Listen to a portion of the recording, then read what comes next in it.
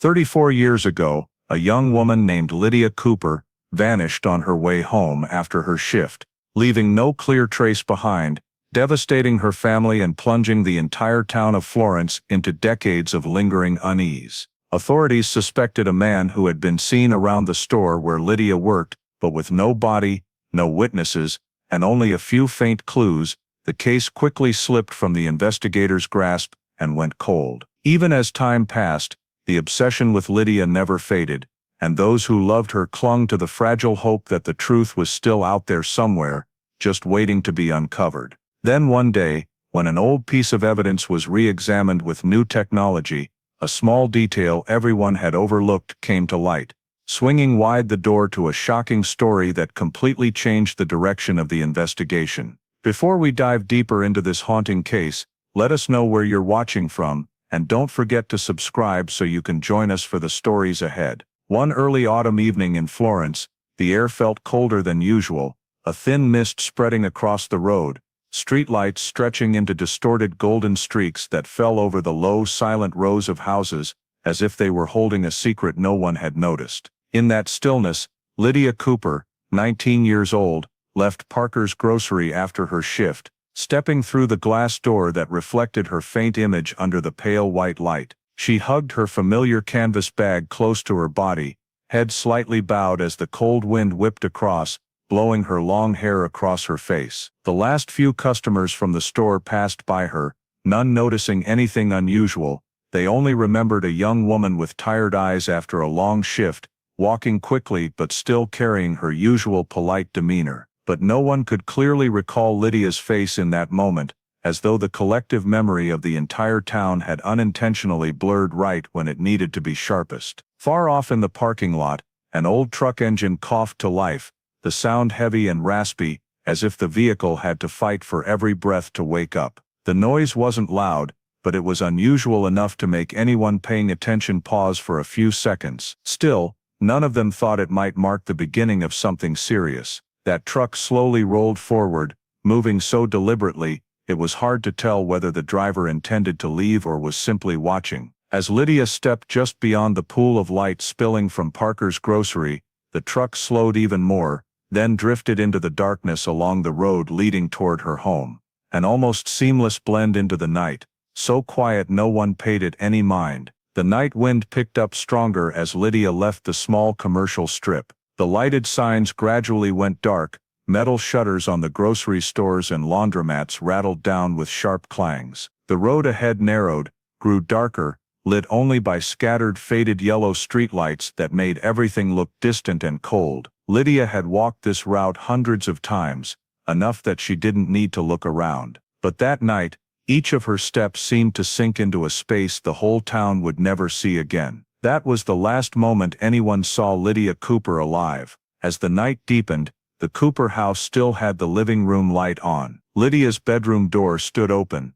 The jacket she planned to wear the next day lay neatly on the chair. Her desk remained unfinished with an open notebook and a pen placed across it, as though she would come back to keep writing. But Lydia never returned. The family started calling friends, asking neighbors, contacting relatives. No one had seen Lydia. No one had spotted her after her shift. No one knew whether she had even reached the area near home. Every question met silence, and the initial unease quickly turned into stark fear when the phone rang and it still wasn't Lydia's voice. When the clock hands passed midnight, and every hope that Lydia had simply been delayed finally dissolved, the Cooper family knew something was terribly wrong. They had only one choice left. They called the police and reported Lydia missing. Right after the Cooper family's call was logged, the Florence police launched an emergency search protocol because Lydia had never run away from home, had no history of mental illness or impulsive behavior,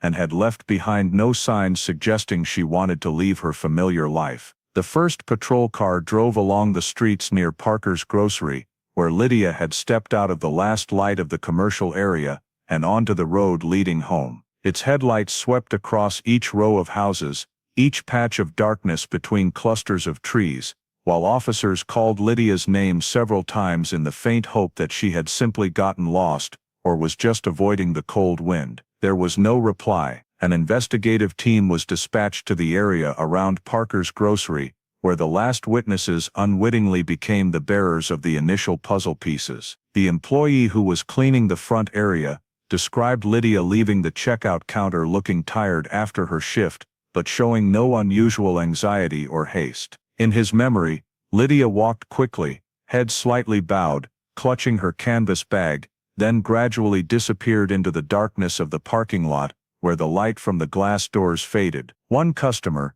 who had been just a few steps behind Lydia, recalled seeing a male figure standing off to the side, not moving, but simply looking toward the parking area. He couldn't make out the face clearly, because a thin mist hung over the road, blurring every detail like a stretched shadow. The man added that he didn't see anyone following Lydia, but he had the feeling that the man's eyes never left the girl. Another statement came from a woman who lived near the route Lydia usually took. While standing on her porch to bring her pet inside, she heard a short, dry sound, like a car door slamming hard or metal hitting against a vehicle body. At first she thought it was just a familiar noise from the old cars that often passed through the area, so she paid it no mind. When police asked questions, she realized the timing of the sound fell within the window shortly after Lydia left the store. Although she hadn't seen anyone or any vehicle, this detail was immediately noted in the report, because similar sounds frequently appeared in cases of forced entry into vehicles. Investigators jotted down the possibility that someone had approached Lydia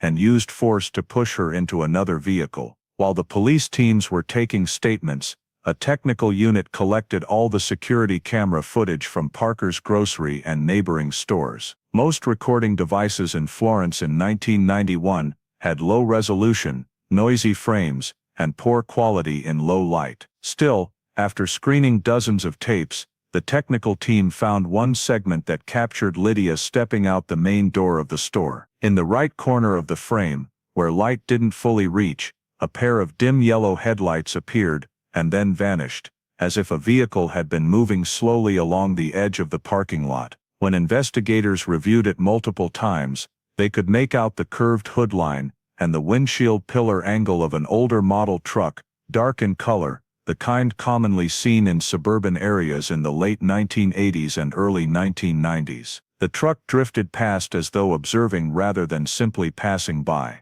Although the license plate and the driver's face couldn't be identified, the unusual movement pattern was enough to draw attention, especially since it matched witness descriptions of a vehicle moving slowly in the direction Lydia was heading.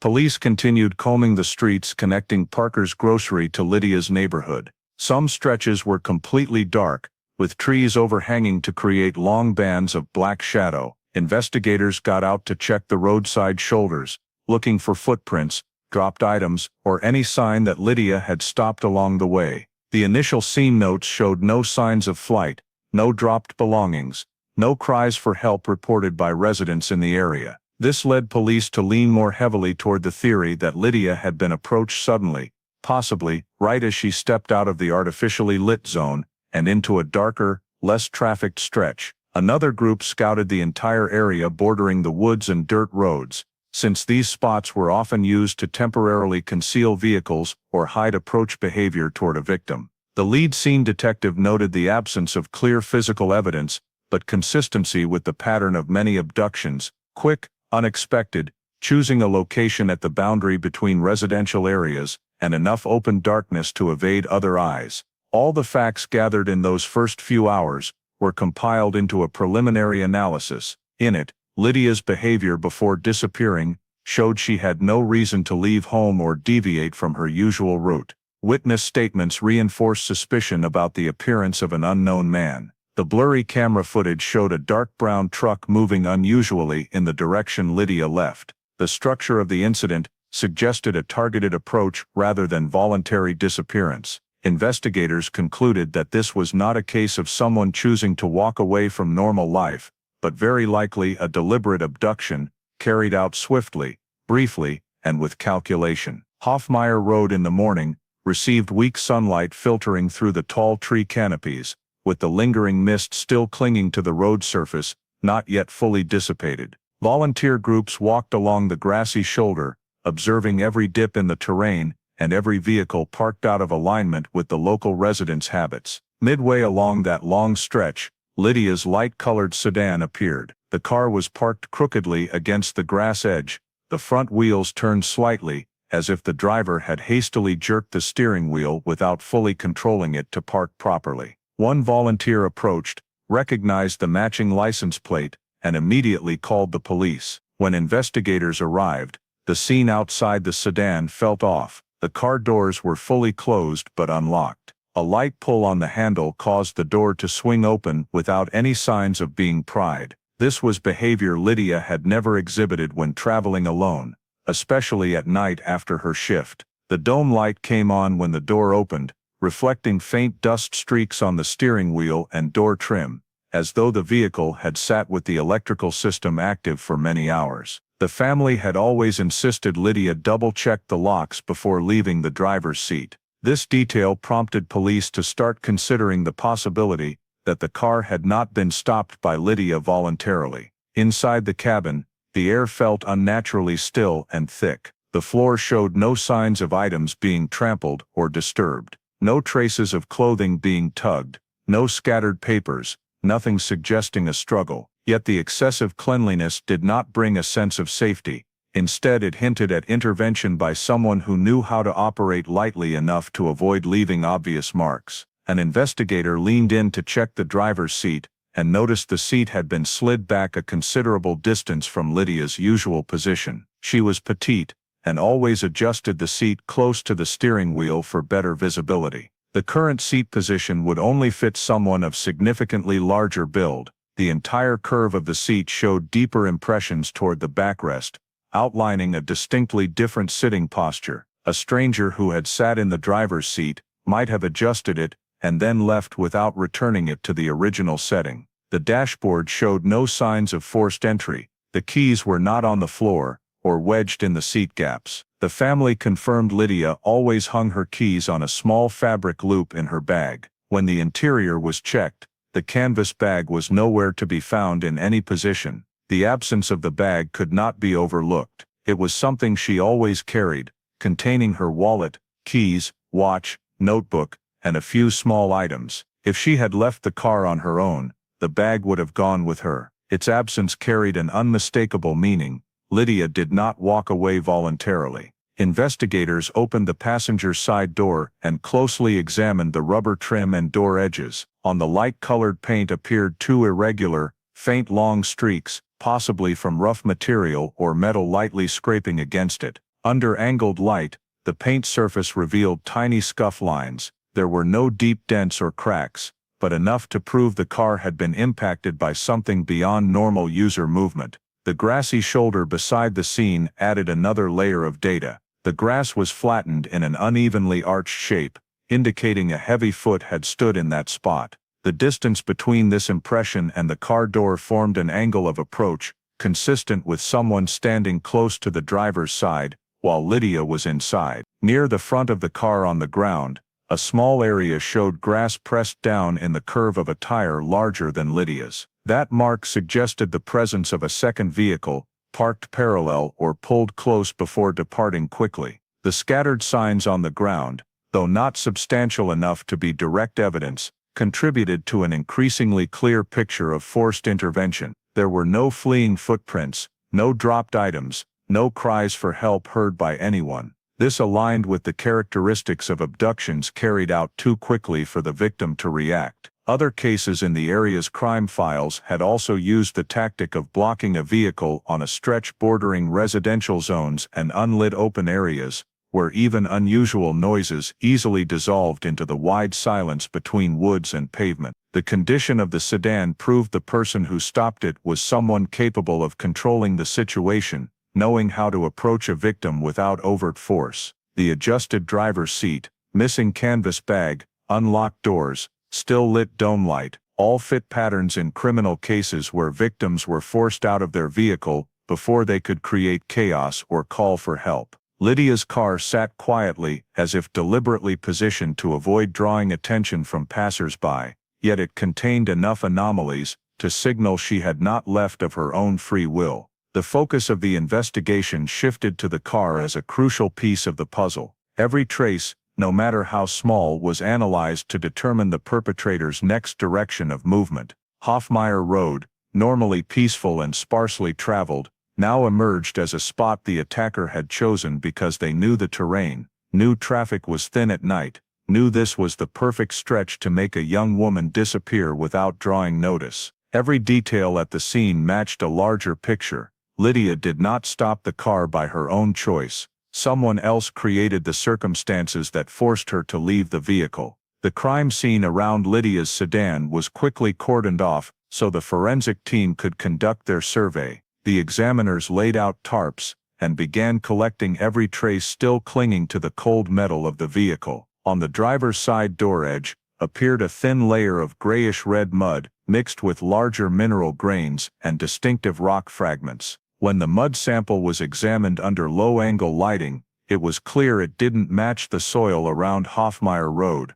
The area along this road mainly had pale yellow, dry, loose soil, whereas the mud clinging to the car door was damp, heavy, and contained more sedimentary components. The discrepancy led the examiners to view this as a significant clue. That mud could have come from an entirely different area, suggesting the car had once traveled through a place with soil conditions opposite to the environment around the discovery site. In addition to the mud sample, there was a scratch about 2 inches long on the door edge, running diagonally from top to bottom in the direction commonly seen when a sharp or hard metal object slides across. This scratch didn't resemble marks caused by fingernails, keys, or any of Lydia's belongings. Under the yellowish light of early morning, the scratch clearly showed paint scraped deep into the primer layer, leaving a rough groove that indicated considerable force. The forensics team noted that this type of mark was often encountered when a perpetrator used a small tool to quickly open a door or tried to brace a hand while restraining a victim in a confined space. The hypothesis that a sharp object had contacted the car became an unavoidable direction of analysis.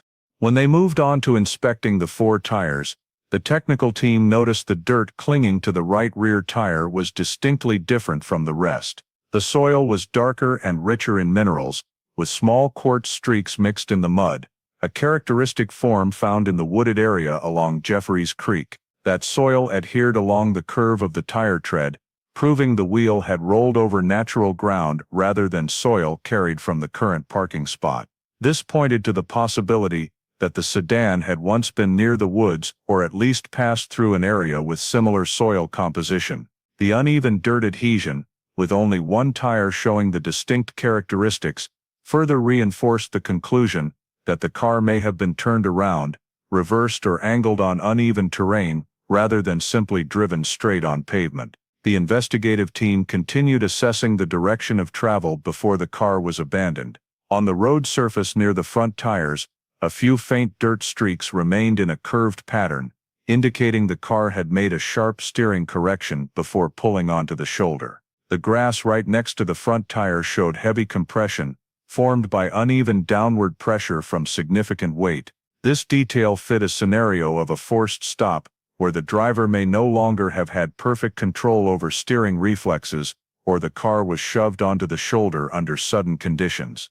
From all the scene data, the investigative team constructed 3 explanatory directions. 1. Lydia was forced off the road by another vehicle, causing her to lose steering control and veer onto the shoulder. 2. Lydia was lured into stopping, possibly by flashing lights, a feigned breakdown, or deliberate approach behavior, leading her to position the car conveniently for the perpetrator. 3. Lydia stopped voluntarily after noticing something unusual, and was then approached in a moment of lowered guard.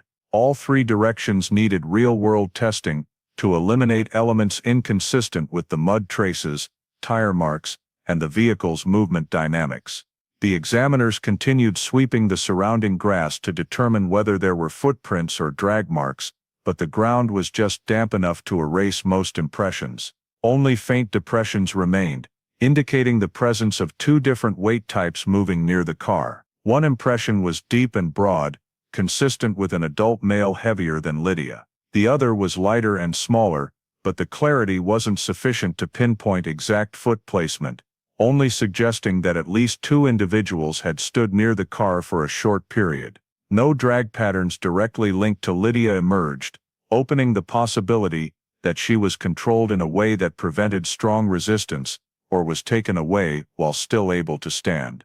The investigative force traced the mineral composition of the soil samples from the tires and the mud on the door. Florence's geological maps showed only a few areas matched the dark, quartz-rich, gravelly soil profile of the collected samples. Among them, the wooded area along Jeffries Creek stood out most prominently, located a few miles away via a route that wasn't heavily populated. Investigators decided to prioritize this area for search because its soil characteristics most closely matched the samples on the car. In many previously recorded cases, perpetrators often chose locations far enough from residential areas to avoid detection, but not so distant that movement became uncontrollable, making the creekside woods a place that required thorough checking. The expansion of the search radius toward Jeffries Creek was launched as soon as teams confirmed this route's potential connection to the perpetrator's direction of travel. Search parties began combing small trails,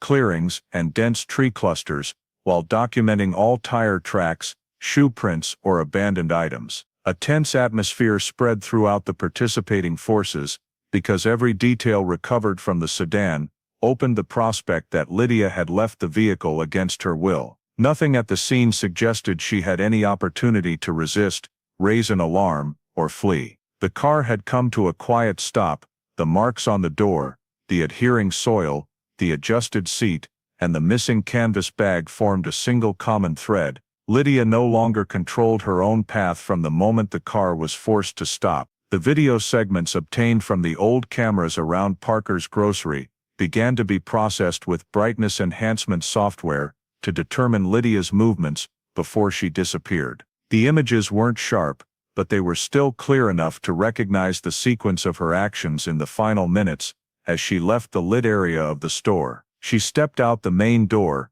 holding her canvas bag against her chest, and turned toward the parking lot. A dark figure appeared briefly in the intersection between the lit and shadowed areas, but the camera only captured the outline of the shoulders and the tilt of the upper body, with no face visible. This figure stood still as Lydia approached, not turning away or moving in another direction. Lydia's movement slowed slightly as she drew near that spot, as though she said something to the person standing just a few steps away. This was the first detail proving Lydia had interacted with the unknown man a witness had previously mentioned. When the video data was enlarged, a blurry frame showed Lydia turning her head toward the figure. There was no audio to confirm any words, but the movement of her shoulders and the way she tilted her head indicated she was responding or listening to someone speaking. The distance between the two in the frame was close enough to interpret that this wasn't a random street direction question, but a deliberate approach. Based on the behavior in the video, investigators noted that Lydia showed no surprise or panic, suggesting the man may have made her believe she was not in immediate danger. Another camera positioned at the opposite corner of the street captured the reflected glow of headlights belonging to an old truck. The vehicle moved slowly, its turning angle matching the direction Lydia was heading. The frame was blurred due to the low quality of the equipment, but the shape of the front end and the contour of the hood allowed identification as a model produced roughly from the late 1970s to the mid-1980s, the kind commonly sold at used car dealerships in South Carolina during that era. The headlights had a pale yellow tint from worn glass over the years, a distinctive sign of older trucks. This truck maintained an almost constant distance behind Lydia's path, as though observing her every move from the rear. When Lydia turned onto the darker stretch of road, the truck followed in the same direction. Investigators compiled witness statements to build a preliminary image of the mysterious man. The witness in front of the store described the figure as standing upright, with broader than average shoulders and a height about a head taller than Lydia. Another witness who lived near the route she took home recalled hearing a low, brief male voice on the street that night. Nothing clear enough to identify, but unusual enough compared to the familiar neighborhood sounds. A delivery driver insisted he saw someone sitting in a dark-colored truck, a large-built man leaning toward the steering wheel as if watching a target. Although each statement provided only a small piece of information, layering the descriptions together allowed a composite sketch to emerge: an adult man, broad build, with a habit of standing motionless while observing and capable of operating an older truck. To increase accuracy, the investigative team decided to collect a list of older trucks registered within the vicinity of Parker's grocery and the areas Lydia frequently traveled. Data was pulled from the DMV database, filtered for dark-colored older model trucks with inspection histories consistent with vehicles owners might keep for many years. A series of license plates were listed and added to the suspect vehicle roster. Some plates belonged to scrapped vehicles, others to owners no longer living in Florence. A smaller group of vehicles remained, owned by people living near where Lydia vanished, including several men who could fit the general description gathered from statements. Police continued analyzing the video to clarify every minor movement. Experts observed that the truck maintained nearly constant speed as Lydia exited the frame, creating a stable trajectory programmed into its behavior. This kind of passive following was often documented in cases of victim approach, where the perpetrator kept a safe distance to avoid alarming the target, while staying close enough to act when an opportunity arose. Further analysis showed the truck did not use turn signals when changing direction, a behavior indicating disregard for traffic rules or a deliberate effort to reduce attention from passers-by. Both traits reinforced the conclusion that the truck's driver had intent, not a driver merely passing by coincidentally. Investigators drew up a temporary diagram of Lydia's route in those final minutes, based on camera angles, the truck's position, and witness accounts. Lydia's path and the truck's path overlapped throughout the entire sequence of images, forming two parallel lines like a silent stalking. When Lydia left the view of the last camera and entered the dark stretch before her car was found abandoned, the truck's image faded into a trailing streak of light. No further cameras captured anything after that, leaving the final segment as a complete blank. Many missing persons cases in crime files had followed a similar pattern: a victim approached by someone familiar-faced, or someone who had observed them beforehand, using an old truck as the approach and quick exit vehicle. Reconstructing Lydia's final movements in combination with DMV data and witness statements began to shape a central figure within the investigation's scope. The man standing in the shadows, the man keeping just enough distance while following, the man driving the truck with discreet behavior, all converged into one common image. An image without a name, without a face, without distinct features, but present as an active entity in every step of Lydia's disappearance. That image became the foundation for the concept the investigative force started using in internal notes: the unidentified man. The facts gathered from the sedan crime scene, camera footage and witness statements began narrowing the investigation's scope to a group of men who could have approached Lydia on the night she vanished. The investigative team's goal was to identify individuals who owned vehicles matching the description of the old truck seen in the area around Parker's grocery, or who had exhibited behavior related to Lydia in the past. By layering these pieces of information on top of one another,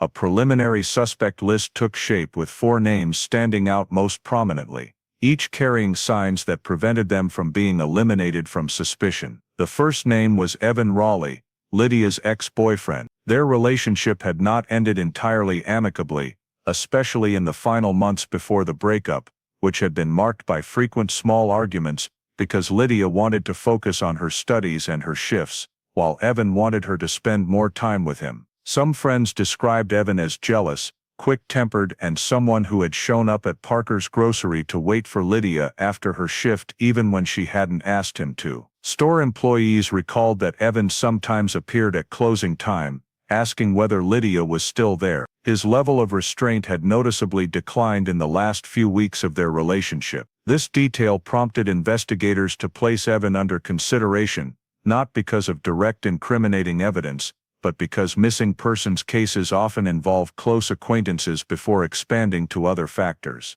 Additionally, his outspoken personality and habit of coming to the store at night showed he had the opportunity to be in the area right when Lydia left. The second person was Mark Doolin, a mechanic who knew Lydia through the shop. Lydia had brought her car to Mark's garage multiple times for brake checks, oil changes, and minor repairs. The way Mark talked to Lydia had caught the attention of some of her co-workers. They felt Mark acted more familiar than normal even though Lydia only saw him as a familiar mechanic. Residents living near the garage described Mark often leaving work at times that coincided with the end of Lydia's shift. On top of that, Mark owned an old truck that matched the type recorded in the video. The shape of the hood, the cabin profile, and the dim yellow headlights of Mark's truck closely resembled the camera description. Mark's profession as a mechanic made investigators even more interested, because a mechanic could easily manipulate someone else's vehicle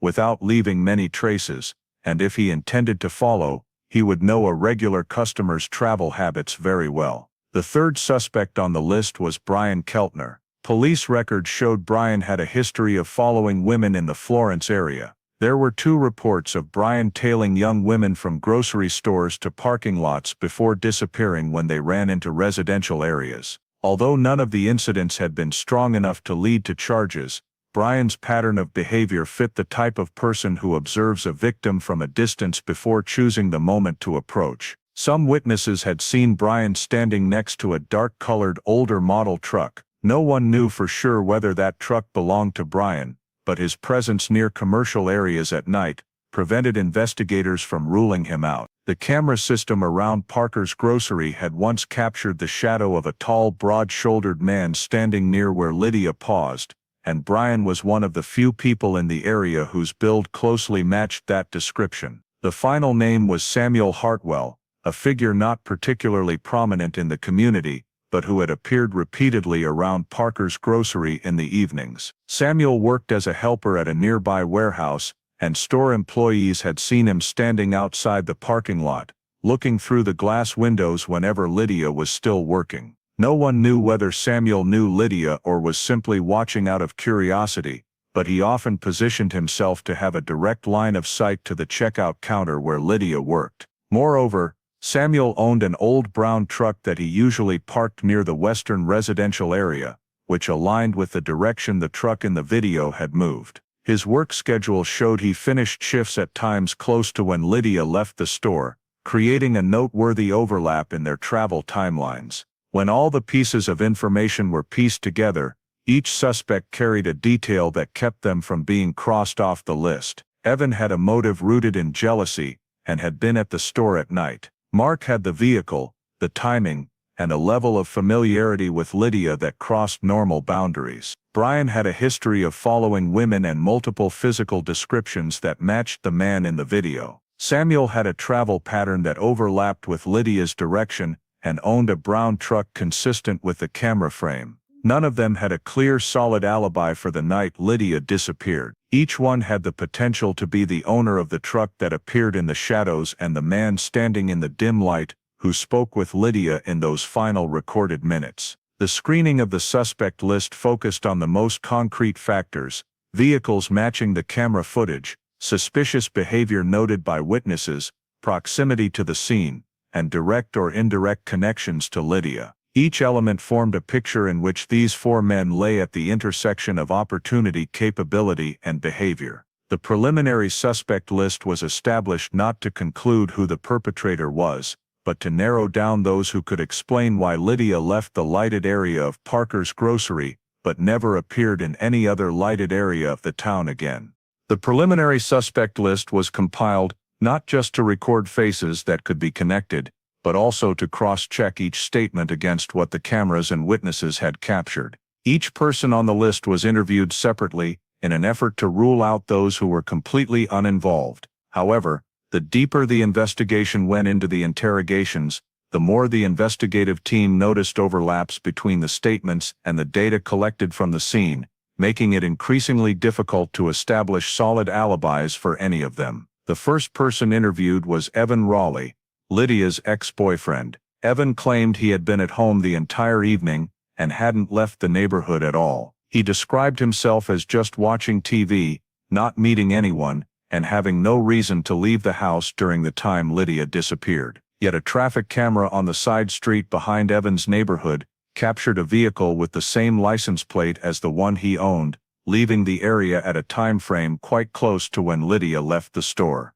Although the video didn't show the driver's face, the presence of the car on the road proved Evan had not been entirely truthful. When questioned about the footage, Evan replied that he didn't remember driving that night, and that someone else might have borrowed the car without telling him. The explanation was casual, hard to verify, and didn't align with the fact that Evan kept the keys in the house with no one else permitted to use his vehicle. The prior relationship between Evan and Lydia, combined with the clear contradiction in his statement, kept him firmly in the circle of suspicion. Mark Doolan, the mechanic who knew Lydia, initially stated that he had been working in the garage until late in the evening. He said he stayed longer than usual to inspect a new truck that had been brought in that day. However, a customer who lived near the garage confirmed that the shop had closed fairly early because the owner was away and typically didn't operate in the evenings. Mark's claim coincided with a time when the garage wasn't supposed to be open,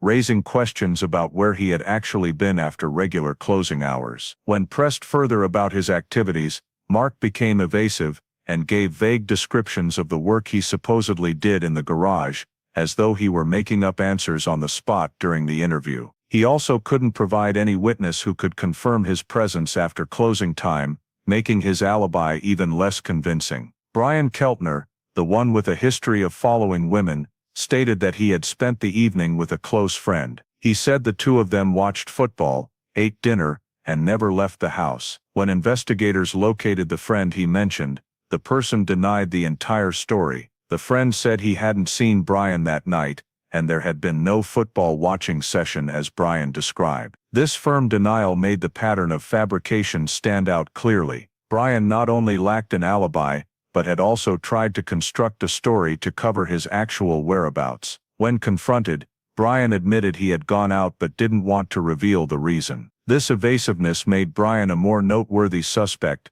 especially given his repeated reports of following women in the area. Samuel Hartwell, the final name on the preliminary suspect list, claimed he didn't know Lydia at all, and had only happened to be near Parker's grocery a few times because of his workplace location. However, security cameras in front of the store from the weeks leading up to the disappearance showed Samuel frequently standing in a spot that allowed him to directly observe Lydia while she worked. His posture repeated itself, arms crossed, leaning against a lamppost or standing right near the entrance, looking inside at the checkout counter. This footage completely contradicted his claim that he didn't know who the girl was. Additionally, the fact that Samuel owned a dark-colored truck made him fit the characteristics described in the camera footage on the night Lydia vanished. There was no concrete evidence proving Samuel lied about his exact location during the time frame of Lydia's disappearance, but the inconsistency between his recorded behavior on video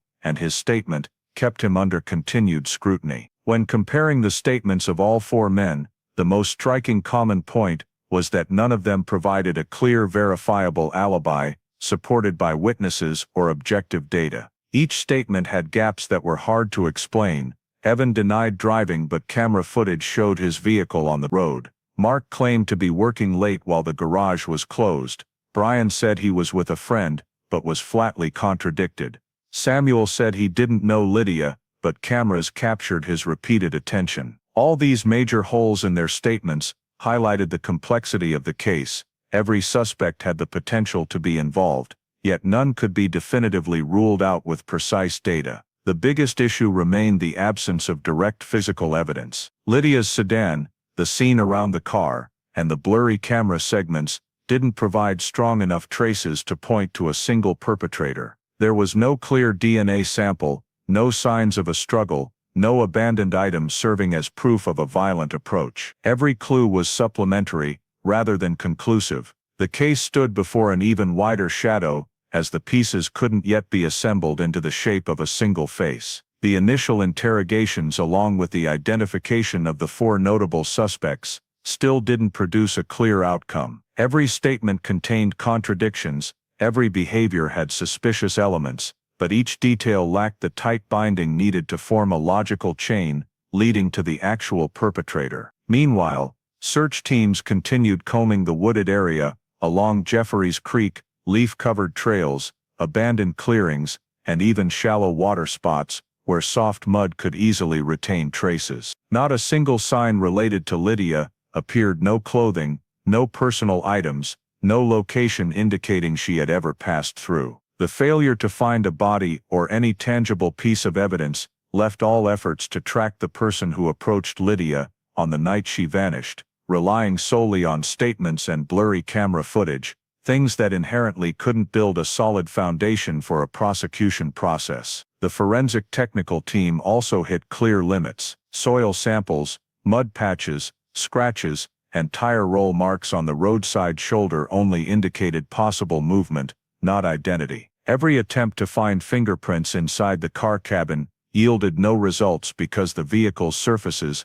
held layers of overlapping prints from Lydia's daily use. Hair samples, fabric fibers, or organic materials commonly found in missing persons cases were absent, completely cutting off any DNA analysis possibility. Every external contact point on the car lacked distinct shoe impressions. Even the blurry truck in the camera provided no useful identifying features beyond the general shape of an older model vehicle. While physical evidence searches made no progress, new clues only emerged in the form of scattered accounts from residents. Some people recalled seeing a strange vehicle in the area, others heard unexplained metallic sounds, or saw a figure moving toward the woods on a night not long after Lydia's disappearance. These details lacked verification and didn't align with one another, showing no direct connection to any suspect. Not a single account carried enough weight to move the case forward, even one step. The prolonged phase without any breakthrough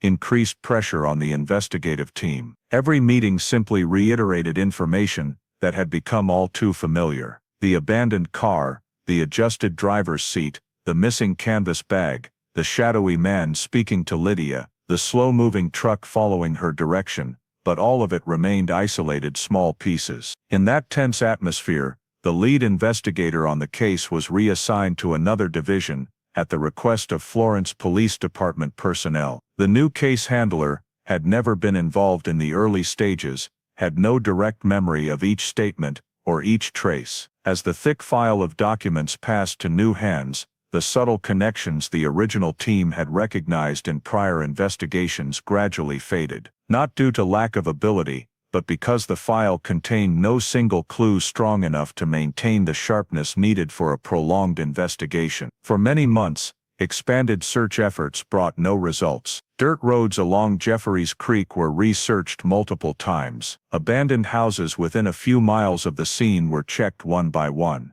No new witnesses emerged. No vehicle matched the one in the video perfectly. None of the four suspects provided additional exploitable details. Everything sank into the silence of a case without momentum. As time passed, public attention gradually thinned. The town of Florence carried on with daily life. Stores opened each morning, delivery trucks passed gas stations, schools welcomed students back. But in the Cooper family home, not a single day went by without the question, "Where is Lydia?" Lydia's parents went to the police station on a regular basis, asking about new developments, requesting expanded searches, requesting re-examination of each suspect. The officers handling the case continued to receive those hopes, but every answer was the same: no new evidence, no new witnesses, no data to pull the case out of the shadows.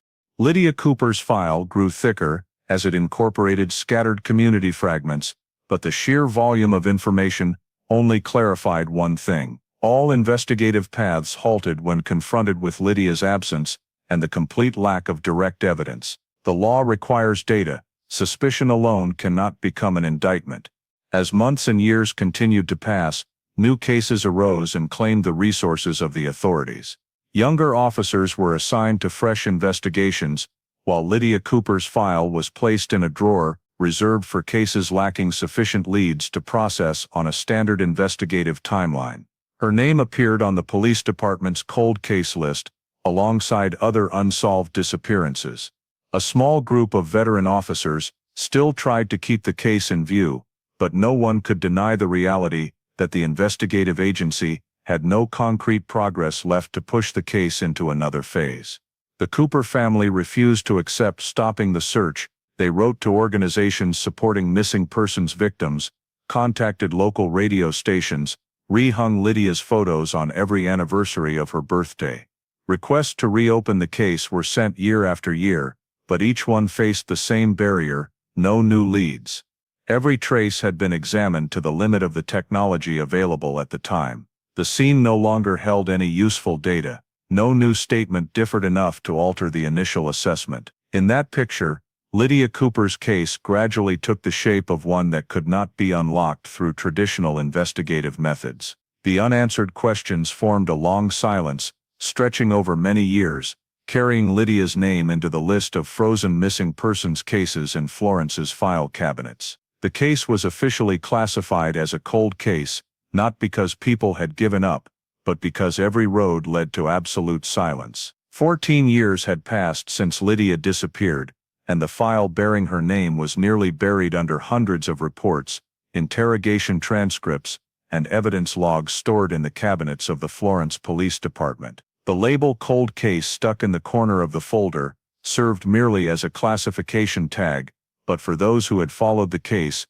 it was a reminder of an unfinished story. In that context, a young detective was assigned to review unsolved cases in search of any detail previously overlooked. When the evidence box related to Lydia was placed on the table, this detective wasn't looking for coincidences, he was looking for oversights, because sometimes cases stall not because the perpetrator was too clever, but because one piece of evidence, too small to notice, had gone unseen. The evidence box was opened in the examination room. Inside were sealed nylon bags containing items all too familiar from the missing persons file, several soil samples collected from the roadside shoulder, some paint chips taken from the car door, time-faded scene photographs, and handwritten notes from the 1991 investigative team. Everything had been analyzed multiple times, to the point that almost no one believed there was anything left of value to exploit. The young detective began inspecting each bag meticulously,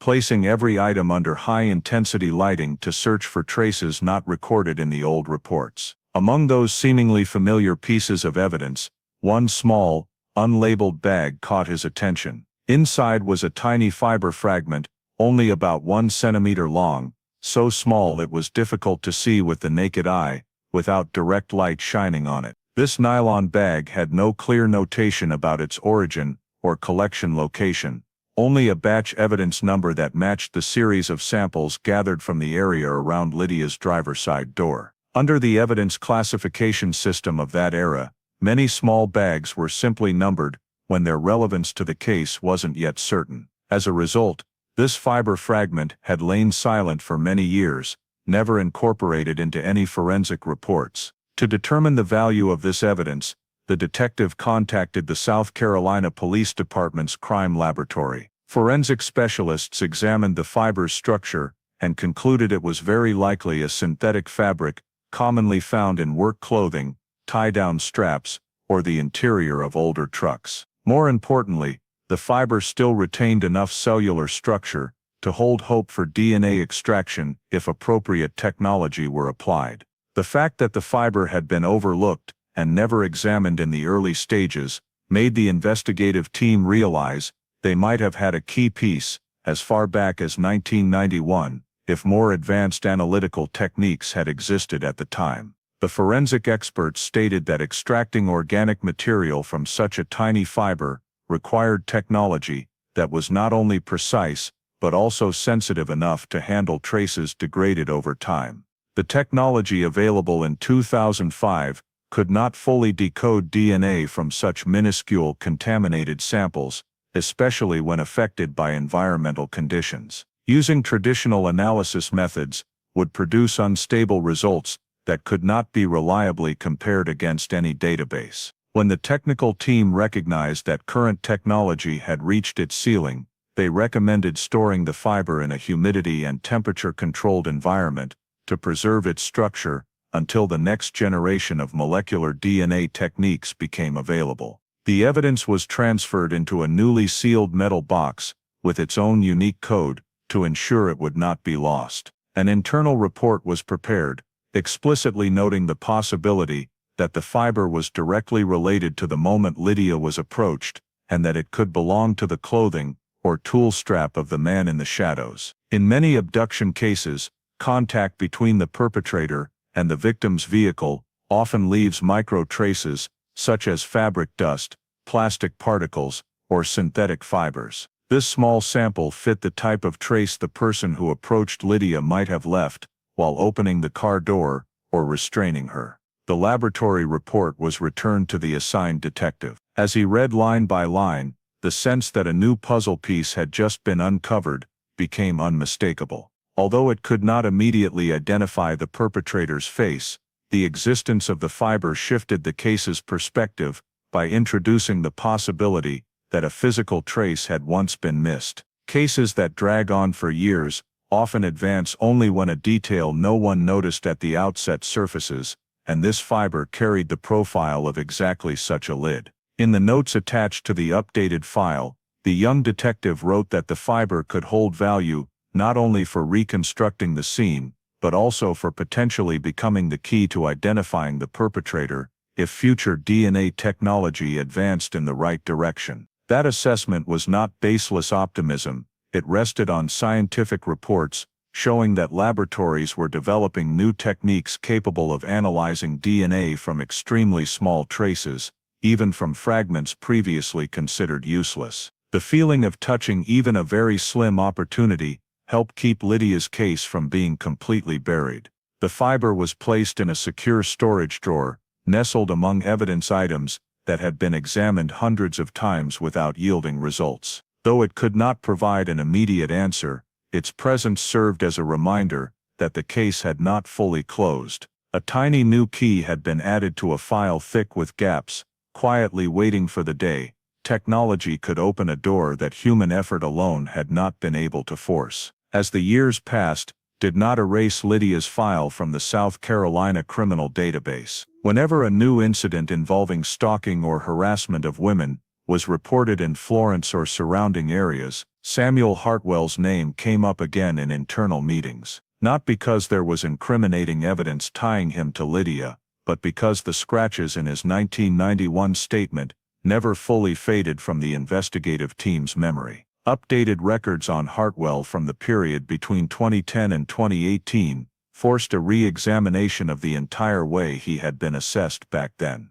In the chain of documented reports, Hartwell appeared in multiple incidents involving following women as they left stores, walked to parking lots, or returned to residential areas. None of these incidents ever led to criminal charges, because he always managed to leave the area before police arrived, and the victims lacked sufficient grounds to establish that he had direct harmful intent. Still, the coincidence of these incidents occurring at night, near low-light roads, and usually within the radius of where he lived, caused Hartwell's file to be flagged in red in the high-risk potential offender alert system. Another noteworthy point surfaced when officers reviewed Hartwell's old employment records. Many years earlier, he had worked as a loader at an industrial materials warehouse that received shipments of specialized nylon rope, commonly used for securing heavy cargo. This type of nylon rope had a synthetic fiber structure similar to the preliminary analysis of the fabric fiber found in Lydia's evidence box. The warehouse where Hartwell worked was located near a main route connecting to many densely wooded areas, facilitating the movement of bulky goods without drawing attention. The coincidence between his job handling such materials and the trace found near the scene of Lydia's disappearance drew greater investigative interest to the possibility that Hartwell had once been in contact with materials capable of leaving synthetic fibers matching the sample discovered in 2005. During the review of his personal file, Hartwell's behavior when questioned about Lydia in 1991 became even more striking.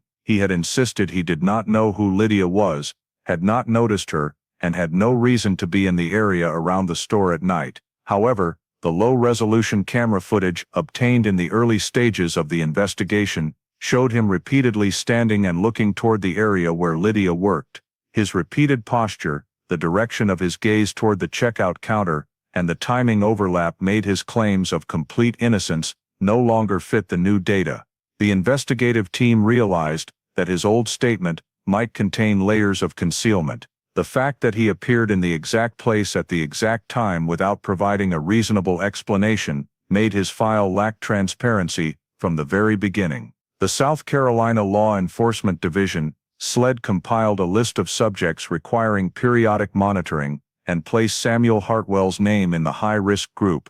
This list was not based strictly on evidence of crimes committed, but on behavioral patterns, indicating a potential to offend according to risk assessment standards. Hartwell's file matched many factors documented in women's abduction cases: following victims before making contact, appearing near isolated roads, owning an older model truck, and having a history of ambiguous interactions with young women in the community. The increasing number of reports about him lingering in parking lots, watching women leave stores, or driving his truck slowly behind them for short distances led the behavioral analysis team to rate him as having a high risk of reoffending. Some criminal behavior experts, upon reviewing Hartwell's file, noted many similarities between him and the profiles of perpetrators in control-motivated or obsession-driven kidnappings. The behavior of waiting for extended periods in low-light areas, selecting familiar-looking targets to create a "we've met before" feeling,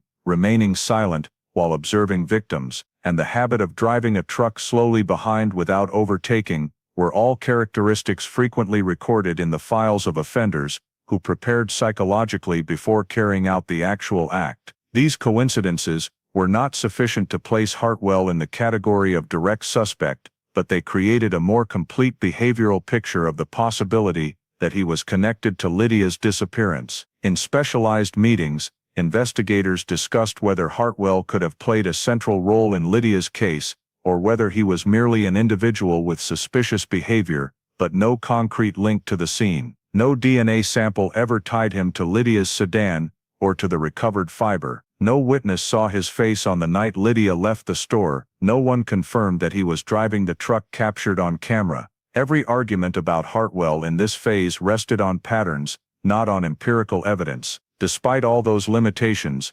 Hartwell's file remained high on the internal tracking board. If a suspect was considered noteworthy in cold cases, that person had to meet 3 conditions: opportunity to access the victim, capability to act without drawing attention, and a chain of pre- and post-incident behavior consistent with the logic of organized or obsession-driven crime. Hartwell's file met all 3 conditions. Although there was no conclusive evidence, investigators noted that his presence on the suspect list had not weakened over time. Every piece of data about Hartwell only reinforced one thing: he had the potential to be the central piece in the case, but no scientific indication had yet been sharp enough to firmly connect him to the fiber, the sedan, or the shadowy man in the video. The case therefore continued to stand on the boundary between a promising investigative direction and an emptiness that could not yet be filled with evidence. During the review of individuals connected to Samuel Hartwell, the name Derek Hartwell appeared in the Georgia state criminal system. Derek is Samuel's younger brother, who had left Florence many years earlier, for unclear reasons, and his life after leaving the state was not fully documented. The lack of information about Derek made him a shadowy figure in the Hartwell family file. It wasn't until Georgia police recorded an assault case involving a high degree of violence that the name Derek Hartwell officially re-entered the scope of law enforcement monitoring. The incident began with a fight in a southern Atlanta suburb, where Derek was accused of attacking a man following an argument. The city logs many assaults, but this case was elevated to the state level due to the severity of the victim's injuries and the aggressive nature Derek displayed during his arrest. The file described Derek as tall, muscular, with both arms covered in old scars, and many features consistent with someone who regularly performs heavy labor or engages in high-force activities. While being handcuffed and taken to the interview room, Derek showed no remorse. He maintained a rigid posture, sharp eyes, and a voice as flat as stone. The initial interrogation centered on the assault, but Derek quickly shifted the conversation in another direction with a single statement that made the investigators pause their note-taking. He mentioned a girl who went missing in Florence in 1991. That remark had no relevance to the charge being processed in Georgia, and no prompting from the investigators had led Derek to that topic. When asked what he was talking about, Derek replied curtly that it wasn't an accident. The emphasis he placed on the words wasn't suggested he wanted to convey something. yet he offered no specific explanation. The Georgia investigators followed up, asking whether Derek knew anyone in Florence. He said he knew a few people, not many, then fell silent in response to questions about Lydia. There was no evidence linking his statement to an open case in Georgia, so the investigators simply noted it in the interview transcript and forwarded the file to the statewide system. No one immediately sought cross-referencing information because too many cases were pending, and there was no clear indicator of a connection between Derek and Lydia, beyond a single out-of-context remark. At the time Derek was detained, the Florence Police Department was not directly notified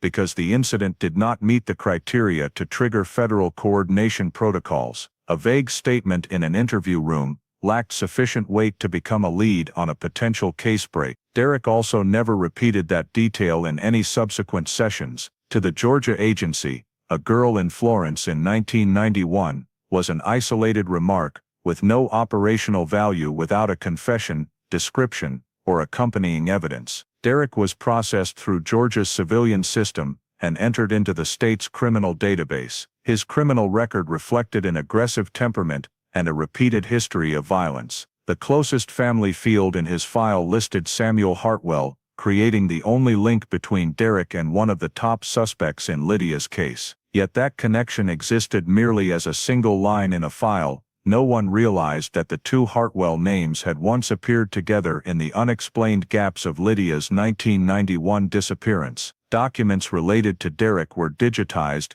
and automatically entered into the state database, including the transcript of his remark about the missing girl. This type of data typically sits quietly in the system, generating no automatic alerts or cross-investigation suggestions, because the law does not permit federal queries to be triggered without specific guiding information. The Georgia file retained Derek's fingerprints, physical description, and interview audio as an unprioritized entry, waiting for the day another case with similarities might arise.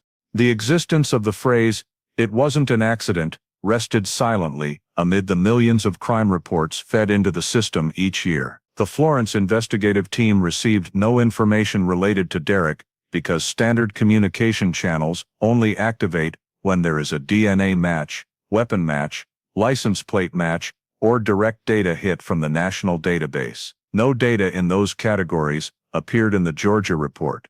Derek's DNA had never been collected for Lydia's file, since the case had become a cold case many years earlier, and the DNA technology in 1991 was not sufficient to obtain samples from the surfaces examined. Moreover, no piece of evidence ever contained identifiable DNA, making any comparison impossible. Derek's file therefore existed in a peculiar state, present, but never in conversation with Lydia's file. A highly suggestive statement lay far removed from the main case. A potential suspect went unconnected to another suspect in the same family, and a piece of information that could have altered the entire direction of the investigation if noticed at the right time remained overlooked. Georgia's state storage system kept Derek's remark as an ellipsis, unexplained, unexpanded, simply sitting there while Lydia's case continued to sink deeper into silence, without any scientific evidence ever linking it to the Hartwell name. The emergence of next-generation DNA technology in 2025 created an unprecedented turning point for decades-old cases lacking clear biological samples. In South Carolina, the state crime laboratory took responsibility for reviewing long-stored evidence previously deemed unusable before the era of ultra-sensitive molecular analysis techniques. A list of more than 30 cases was selected for experimental testing, and among those long, impersonal case numbers, the evidence box bearing the name Lydia Cooper was brought back to the analysis table when the system recognized the existence of the 1 centimeter fiber fragment that had been stored under perfect conditions. The sample, once considered too small, too old, and too contaminated for any previous method, now became the most suitable candidate to test the new technology. The DNA analysis team proceeded to dissect each layer of the material's structure, removing the synthetic nylon components to retain only the organic molecules adhering to the fiber's surface. Tiny, nearly invisible cellular particles were recovered using micromanipulation techniques. The extraction process, stretched over several continuous days to minimize the risk of destroying valuable genetic material. A faint, gradually strengthening signal appeared on the sequencer, proving that human DNA still clung to the synthetic fiber despite more than 3 decades. When the data passed through noise filtering algorithms, the forensic team identified a genetic segment usable as a reference lead. Forensic genealogy analysis was launched immediately. Instead of seeking a direct match in criminal databases, as in traditional methods, the specialists uploaded the genetic segments into an expanded genealogy database to locate distant relatives and trace backward to the identity of the person who left the trace. The first results produced a tense silence in the laboratory. The DNA on the fiber did not match any individual in the national criminal system, but it showed a genetic similarity consistent with the Hartwell lineage at a 3rd to 4th degree relation. The strongest likelihood was that the person who left the DNA shared a paternal line branch with Samuel and Derek Hartwell, 2 individuals who had appeared independently in different phases of Lydia Cooper's case. Genealogy data specialists determined that the genetic structure indicated the source of the DNA did not fully match Samuel's or Derek's samples, but carried the same distinctive paternal Hartwell lineage markers. This led to a critical conclusion: at least one member of the Hartwell family had direct contact with the evidence, and the possibility could not be ruled out that more than one person participated or was present in the chain of events that caused Lydia's disappearance. The 3rd to 4th degree relation further clarified that the DNA source was not outside the family range the system had already targeted. The South Carolina Investigative Agency received this report along with the accompanying data package. The description emphasized the DNA trace originates from an individual within the Hartwell lineage. The degree of genealogical compatibility rules out random coincidence. This information was sufficient to place the entire Hartwell family under scrutiny. Old demographic records from Florence were pulled from storage, and the Hartwell family tree gradually reconstructed across 3 generations. In that diagram, Samuel Hartwell's name stood out at the center due to coincidences in behavior, location, vehicle, and contradictory statements. Derek Hartwell's name stood out in an entirely different way because of the cryptic remark he made in Georgia that had received insufficient attention at the time. The extended Hartwell family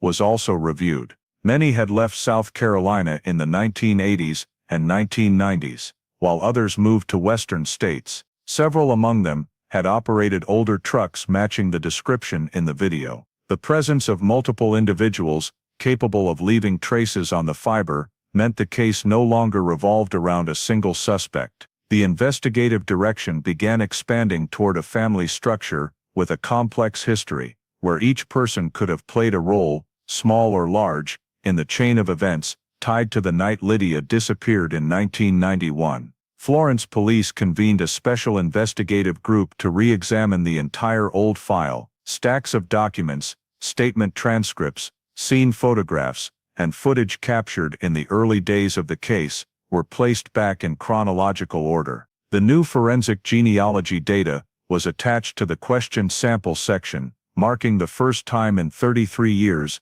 that the case had a verifiable scientific link to a specific family line.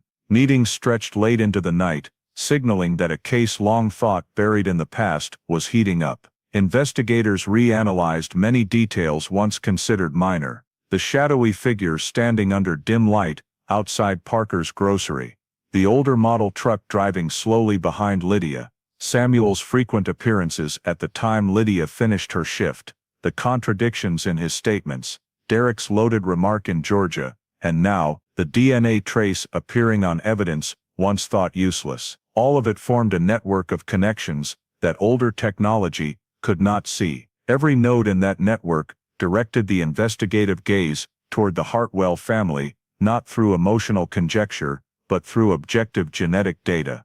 The cell-led behavioral profiling unit issued a supplementary analysis. In many long unsolved missing persons and abduction cases, the perpetrator group, or supporting individuals, often have familial ties or close residential proximity. Statistical files showed that in semi-rural communities, like Florence in 1991, the likelihood of multiple members from the same household possessing relevant case information had occurred before. The behavioral analysis concluded that the DNA data not only showed one Hartwell in contact with the fiber, but also suggested the possibility that at least two individuals from the same lineage were present within the scope related to Lydia. A broad-scale review was organized. Police contacted offices in Georgia, North Carolina, Tennessee, and Florida to collect every criminal record of individuals bearing the Hartwell surname over the past 3 decades. Old names once outside the scope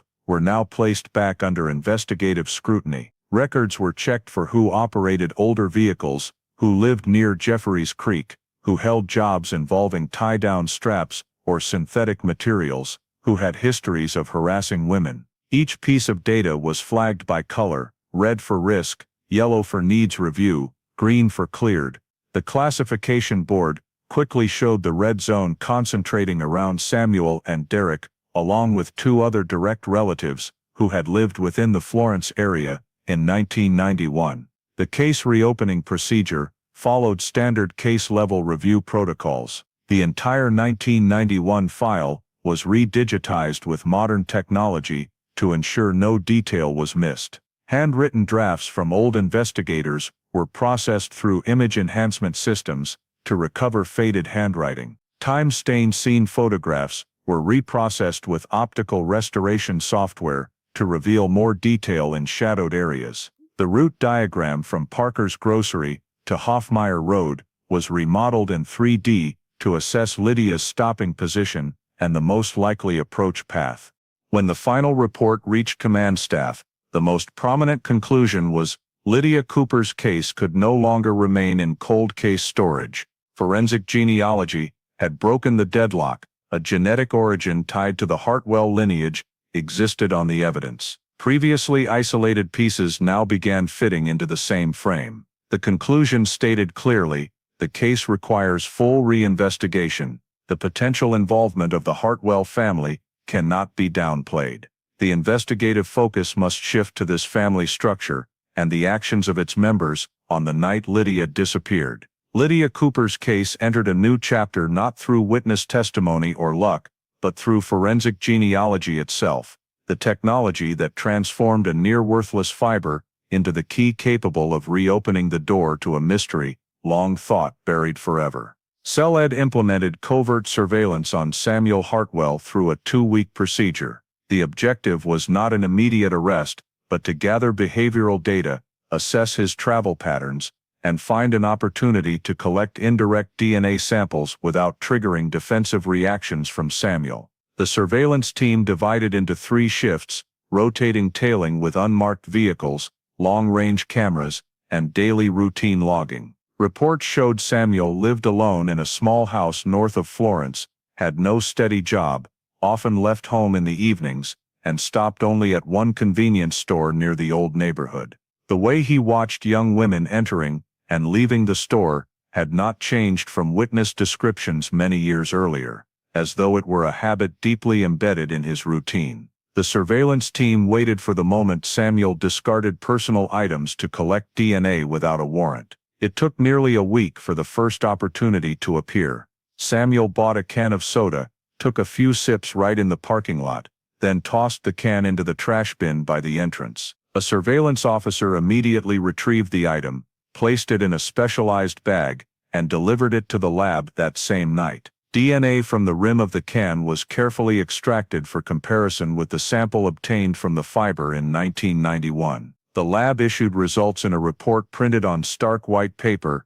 Samuel's DNA matched the sample on the fiber at 87%. The degree of match fell within close familial relation, confirming that the person who left the genetic trace shared blood relation with Samuel. This was one of the highest compatibility rates when evaluating 3rd to 4th degree relations, while reinforcing the conclusion that the Hartwell lineage was directly connected to the evidence. This result caused CELED to focus all attention on Samuel. He was invited in for questioning, under the guise of assisting the investigation. In the interview room, Samuel sat upright, head slightly bowed, eyes steady, even when informed that DNA-bearing Hartwell lineage markers had been found on Lydia's evidence. The first question posed was whether he had ever been in the area around Parker's grocery on the night Lydia disappeared. For the first time since 1991, Samuel nodded. He admitted being nearby because he was passing through after work,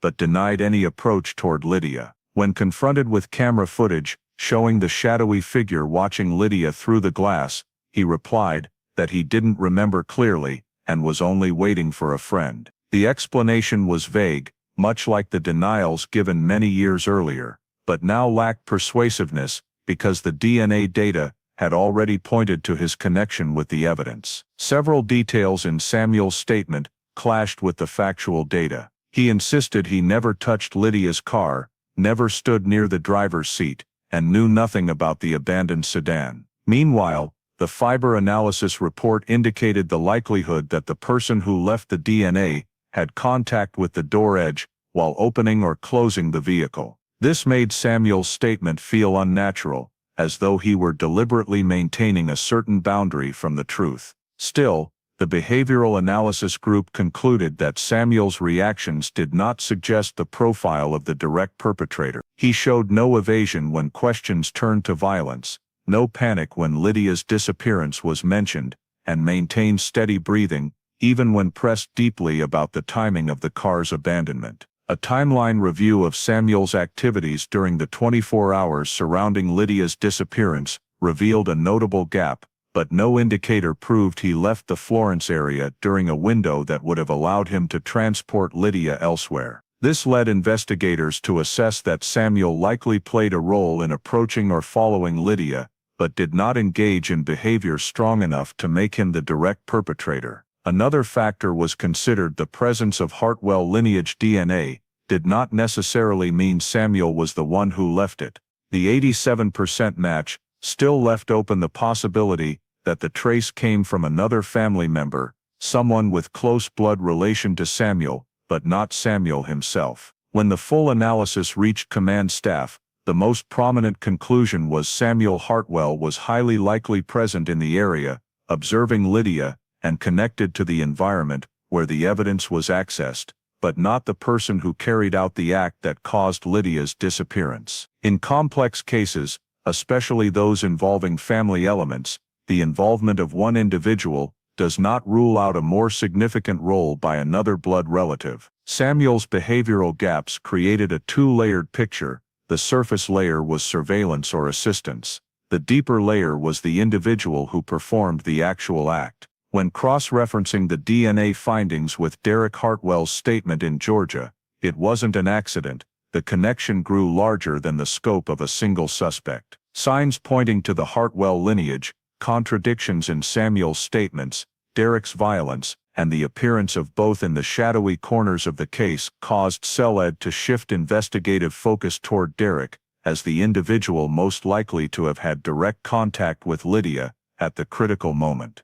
An internal report was prepared, identifying the need to open Derek's criminal file, verify his full identity, retrieve his DNA sample from Georgia, and conduct immediate comparison once authorized. The final lines of the report were written in decisive typeface: Samuel Hartwell is connected. However, the central figure requiring evaluation is Derek Hartwell. The investigators looked at the conclusion not with relief, but with the taut tension of a case that was opening a deeper, darker path, yet finally beginning to lead toward the right person that all scientific leads were pointing to. CELED opened a special surveillance operation on Derek Hartwell as soon as the genealogical data proved the DNA trace on the fiber belonged to his lineage. Derek lived in the western suburbs of Georgia, in an old run-down house behind a small auto repair shop, where he worked part-time as casual labor. Images collected from traffic cameras and local police reports described Derek as isolated, reclusive, with a repeated history of violence, and a tendency to avoid community contact. The surveillance team was assigned to tail him, using multiple methods, following movements with unmarked vehicles, long-range observation, mapping daily routines, assessing habits, and seeking opportunities to access legally viable indirect items. Over many days, The team noted Derek's irregular schedule, sporadic work shifts, leaving home at unpredictable hours, stopping at small roadside stores along the highway, and often standing outside parking lots rather than going inside. Every behavior suggested he was constantly scanning his surroundings, like someone accustomed to reading the environment before acting. The surveillance team patiently waited for the moment Derek discarded personal items. 2 weeks of tailing yielded no results until one evening, Derek stood by the side window of the repair shop, finished half a pack of cigarettes, then crumpled and tossed the pack into an old trash bin behind the shop.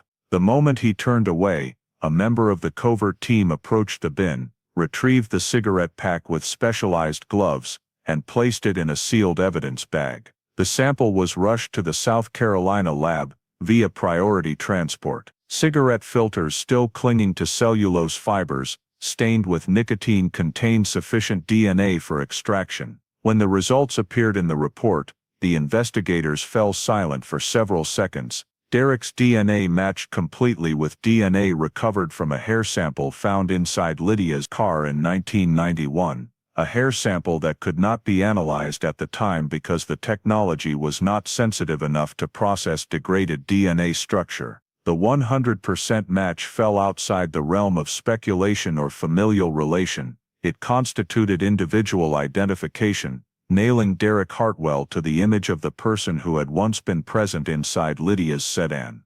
With scientific data now establishing a direct link, the investigative force reviewed Derek's occupational history. Old employment records from Florence showed he had worked at a warehouse near Parker's Grocery during the period when Lydia worked evening shifts. Many people had seen Derek loading cargo in the afternoons, then lingering to chat with coworkers or standing near the parking lot, watching the flow of traffic. Those descriptions fit the pattern of someone spending time observing the area's rhythms, including the travel habits of a potential target. Former warehouse employees, when asked again, vaguely recalled a large, quiet man who often watched women passing by with an inexplicable gaze.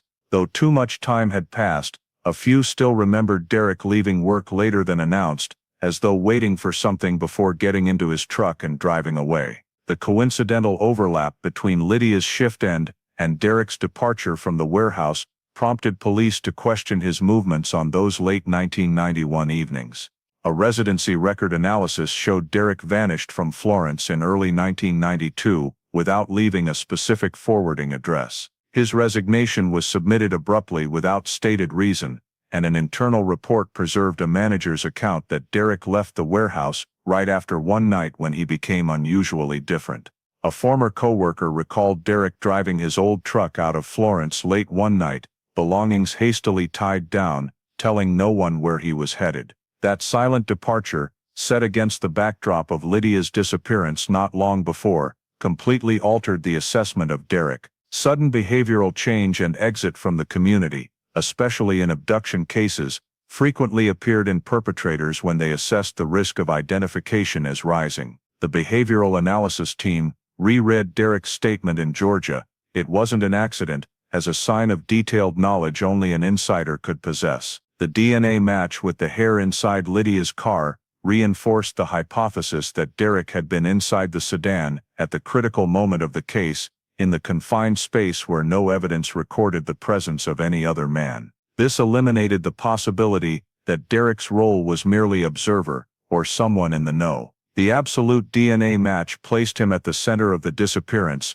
not as a possibility, but as scientific fact. CELED expanded the investigative scope around the routes where Derek had worked and lived in Florence. 1991 reports recorded the repeated presence of a dark older model truck parked near Parker's Grocery, with headlight patterns matching the vehicle captured on camera. When cross-checked against old vehicle databases, a truck owned by Derek in 1991 matched the description: pale yellow headlights, faded dark paint, slightly curved hood, exactly the blurry shape in the single camera segment that recorded movement behind Lydia. Although the video lacked clarity for license plate identification, the overall vehicle profile was deemed a significant match with the truck Derek once drove. These elements combined to form a dense evidentiary structure centered on Derek, matching DNA presence near Lydia's workplace, pattern of watching women, suspicious remark in Georgia, abrupt departure from Florence during the peak investigation period, and ownership of a vehicle consistent with camera signals. Behavioral records also showed Derek's history of violence, preference for psychological pressure on vulnerable individuals, fitting the profile of a perpetrator who could approach Lydia in the circumstances of her returning from a shift and being forced to stop in a deserted stretch. When the comprehensive report was compiled, CELED's specialized counsel issued its official assessment. The concluding line appeared clearly, needing no lengthy interpretation. Derek Hartwell exhibits all characteristics of the direct perpetrator in the 1991 disappearance of Lydia Cooper. This assessment rested not on conjecture, but on scientific evidence, behavioral patterns, and historical data.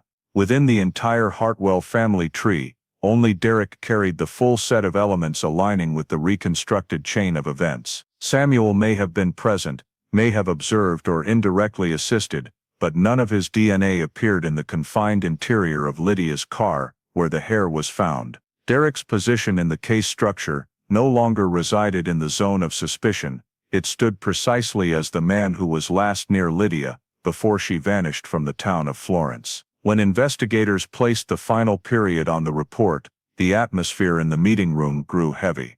The largest piece of the puzzle had taken shape. The primary perpetrator's name had emerged, not through witness accounts, but through the very molecules that had persisted for 30 years in the shadows, waiting for science to grow strong enough to bring them back into the light. The search warrant was issued when the DNA file, statements, travel history, and genealogical data had placed Derek Hartwell at the center of the case. The investigative team focused on the old Hartwell family property, a large plot that had been abandoned for many years on the outskirts of Florence. Behind the dilapidated house stood a shed built from old corrugated metal, with a curved rusted roof and a side door secured by a large weathered padlock that was still sturdy enough to conceal everything inside.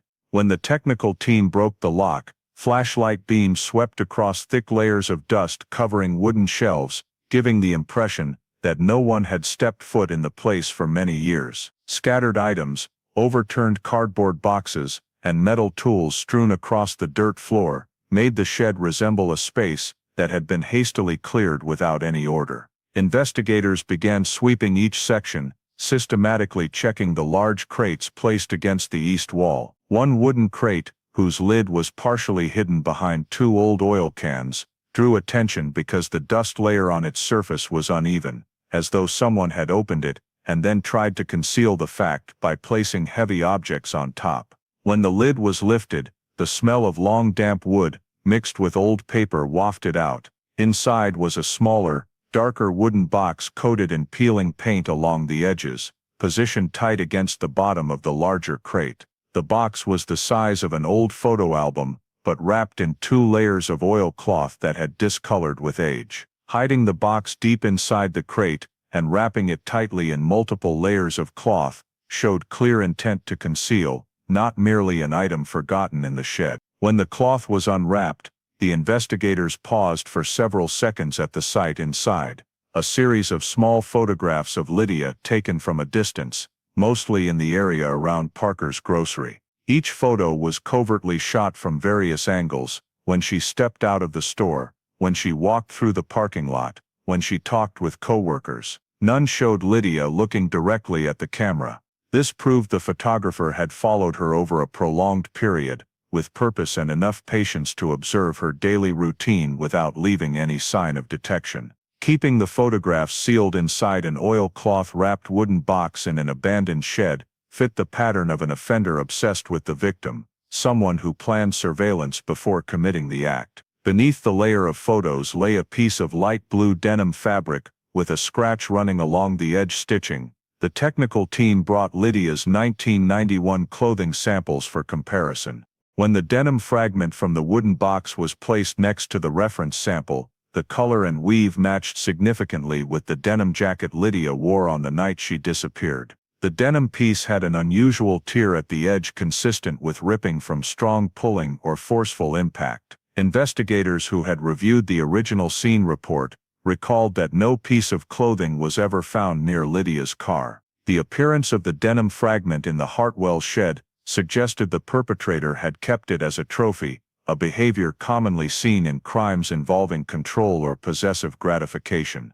A thin bundle of papers tied with frayed twine was also inside the box. When the twine was removed, an old map emerged. It was a decades-old map of the wooded area north of Jefferies Creek. 3 locations were marked in red pen, each spaced apart but within the same sparsely traveled zone. The 3 red marks had no annotations or notes, just small circles large enough to pinpoint locations, but subtle enough to go unnoticed in a casual glance. These marks suggested someone had surveyed the woods according to a specific plan, not impulsively. The map overlapped with the area search teams had combed in 1991, where no trace of Lydia was found at the time, making it a piece of evidence with strategic value. When the wooden box was lifted out of the crate, an item coated in thick dust appeared at the bottom. A long-shafted screwdriver, with a silver-painted tip that was partially chipped and still clinging near the end. The technical team collected paint samples and compared them to the 1991 file data on the scratches on Lydia's car door. The results showed the paint adhering to the screwdriver matched the composition scraped from the door edge, including the polymer structure and metal oxide pigments used in the line of vehicle Lydia drove at the time of her disappearance. This proved the screwdriver had once made contact with Lydia's car, consistent with the possibility that the perpetrator used a tool to open the door or force Lydia out during a confrontation. When the investigators examined the entire contents of the wooden box, covert photographs, the denim fragment, the forest map, the screwdriver bearing matching paint, and the method of concealment, the conclusion formed as an undeniable structure. Derek Hartwell had followed Lydia for a long time and planned meticulously before committing the act. Each piece of evidence carried a portion of the truth. The photos showed the surveillance process. The denim indicated direct contact, the map showed site reconnaissance, the screwdriver proved physical interference with the car. All of it belonged to the same space in the Hartwell family shed, where Derek had once lived before leaving Florence under unusual circumstances. Investigators experienced with violent crimes were not surprised when the final pieces began fitting together. Derek's behavior bore none of the hallmarks of impulsivity. Everything in the wooden box proved he had a habit of observing, preparing, and executing step by step with calculation. When the wooden box was sealed for transfer to the analysis lab, no one doubted his role any longer. The evidence did not merely outline what Derek had done, it confirmed he was the only person with sufficient motive, means, opportunity, and intent to take Lydia Cooper out of her life on an autumn night in Florence. The evidence recovered from the Hartwell family shed, covert photographs, the denim fragment, the forest map, with 3 marked locations, and the screwdriver bearing paint matching Lydia's car door, became the foundation for arrest warrants for both Hartwell brothers. Investigators completed the file requesting SWAT support, as the risk of armed confrontation was assessed as high. Samuel had a persistent history of following women, while Derek had a prior violent conviction in Georgia, indicating a pattern of resisting law enforcement and potential for force. Both arrest warrants were signed the same night and transmitted to enforcement agencies in South Carolina and Georgia through federal channels. In Florence, the SWAT team moved through darkness toward the old house where Samuel lived alone. Dew-covered grass lay in front of the porch, a faint kitchen light casting a single streak of illumination across the wide emptiness. The reconnaissance team approached from 2 directions, employing silent takedown tactics to ensure no noise alerted Samuel to flee or destroy evidence. As the clock neared dawn, the SWAT unit advanced into position, encircling the entire perimeter with ballistic shields and establishing target lockdown lanes. A sharp command blared through the bullhorn, demanding Samuel step out with both hands raised. There was no response from inside. The entry team breached the door using breaching tools and moved in with tight angle control formation. Samuel stood in the middle of the living room, still holding a ceramic mug, his eyes calm as though he had long anticipated this moment. He offered no resistance, no flight, no questions about the reason. The clothes he wore were the same familiar old work outfit recognized by those who had tracked his file for 3 decades. In Georgia, Local police coordinated with tactical units to surround the repair shop, where Derek was working the night shift. The area was darker and more open, requiring the team to deploy 360-degree containment to prevent Derek from reaching his truck or any items in the shop. When an officer read the arrest warrant, Derek turned his head slowly, his veined hands gripping an oily rag tightly. There was no sign of surrender, but also no explosive violence. His face showed a cold acknowledgement, as though being caught was not unexpected. Double handcuffs were applied standardly, and Derek was escorted into a specialized transport vehicle flanked by 2 officers, his gaze fixed on the dark road in front of the familiar repair shop. Not a single question was asked. While the 2 arrests were executed in different states, the investigative team in Florence continued the search of Samuel's house under the previously issued warrant. Scattered items from the bedroom and storage areas were collected, packaged, and sent for analysis. Small details such as nylon cord, old work gloves, and a rusted knife blade were placed on the examination table as potential indicators of Samuel's role in aiding or accessory offenses. No evidence was strong enough to place him as the direct perpetrator, but many items matched tools consistent with assisting in victim restraint, making Samuel's role increasingly clear as a monitor, supporter, or participant in the surveillance phase of Lydia before Derek acted. As Samuel and Derek were respectively taken into custody, a federal escort convoy rerouted from Georgia to South Carolina to ensure both were delivered to the primary investigative unit handling Lydia Cooper's case. High-risk transport protocols were applied. 3 specialized vehicles formed a triangular escort pattern, maintaining constant radio contact and avoiding risks of ambush or external interference. When the convoy stopped in front of the SLED interrogation center, the Hartwell brothers were taken into separate rooms with no opportunity to see each other. Doors closed, metal locks clicked, separating 2 men who once shared the same blood, but were now classified by individual level of threat to a case that had haunted Florence for 3 decades. Initial interrogations were conducted in parallel. Samuel, with an empty expression, did not deny being near Parker's grocery, did not deny observing Lydia from a distance, but still tried to maintain separation from the evidence in the shed. When informed of the matching DNA from Derek, his eyes flickered slightly, like someone who had witnessed far too much but chose not to speak at all. He neither confessed nor pointed to Derek's role, but his silence carried the weight of someone who understood exactly what his brother had done on the night Lydia disappeared. In the adjacent room, Derek maintained his hardened demeanor. He sat like someone who had been through interrogations before, and knew how to mask emotion. When told of the 100% DNA match with the hair once found in Lydia's car, he furrowed his brow only once. There was no denial, no excuse. When asked about the wooden box in the shed, the photographs, the map and the paint-matching screwdriver, he spoke only one short sentence: "You found it." The words were not a confession, but they resembled acceptance that the legal noose had finally closed after more than 30 years. The indictment was signed the same day. Once all physical evidence, statements, forensic genealogy records, and DNA results were presented to the South Carolina prosecutor. The charges included kidnapping, first-degree murder, conspiracy, and unlawful confinement. The Hartwell brothers became the focal point of a case once frozen, but now reopened with irrefutable scientific evidence. Legal authorities confirmed that Lydia Cooper's case was reclassified from cold case status and elevated to the highest level of active investigation.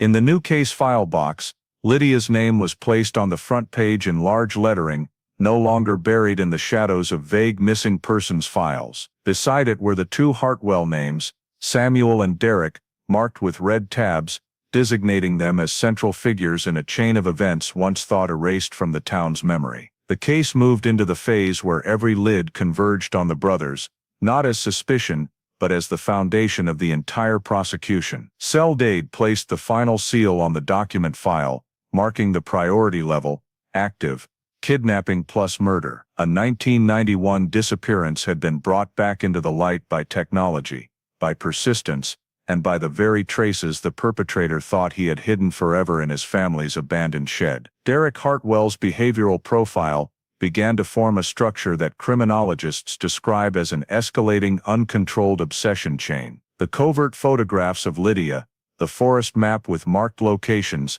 and his DNA traces inside Lydia's car all reflect a process that stretched over many months before the night of the crime. Derek did not choose Lydia randomly. The photographs prove he observed her during different shift endings, memorizing her walking rhythm, her habit of waiting for coworkers, and the times when she was least noticed while leaving the store. The initial surveillance behavior took the form of distant observation, commonly seen in subjects obsessed with someone they view as a target. He continued maintaining surveillance, even when Lydia had no awareness of his presence. The repetition created a psychological cycle, in which Derek began to believe he had the right to enter Lydia's life without her permission. When analyzing the photo sequence more deeply, the specialist team noticed Derek typically photographed Lydia at moments when she moved alone, not in the middle of crowds. Low-angle shots and long distances showed he kept himself concealed in shadows, avoiding drawing attention. This is a behavior pattern often seen in individuals with a tendency to control others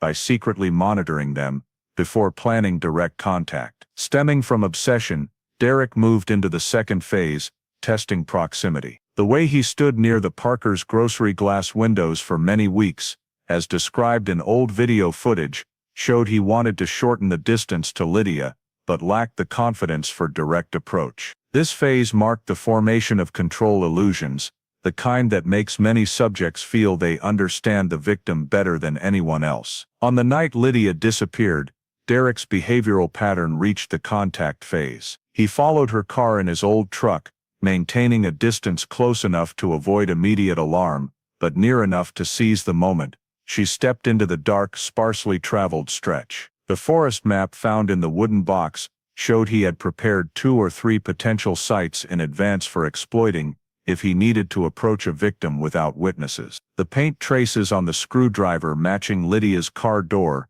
reflected the moment Derek forced her to stop. There were no clear signs of struggle inside the car, but the behavioral pattern fit the hypothesis that Derek applied rapid control force, subduing her before Lydia could run. In the analysis of Samuel's statements, the investigative team noticed a common thread between the brothers. Both were accustomed to using physical strength in heavy labor environments. Derek grew up in a space where manual labor dominated daily life, shaping his perception that strength was the means to resolve any situation. When Lydia resisted, Derek shifted into instinctive reflex mode, applying pressure to the neck to stop her struggling. This was not a premeditated murder motive from the outset, but a consequence of an uncontrolled escalation inside the mind of someone obsessed with another person and unable to handle resistance. In many failed abduction cases, the perpetrator shifts from control to lethality when they assess that the victim's resistance will expose them. The motive structure continued to expand when placing Samuel in a supporting role. No evidence showed Samuel directly participated in the moment Lydia was choked, but the evidence box, scene traces, and his prolonged silence and statements reflected his role as the one who knew. Items in Samuel's house matched types of tools commonly used to dispose of and conceal evidence. He had followed Lydia from a distance,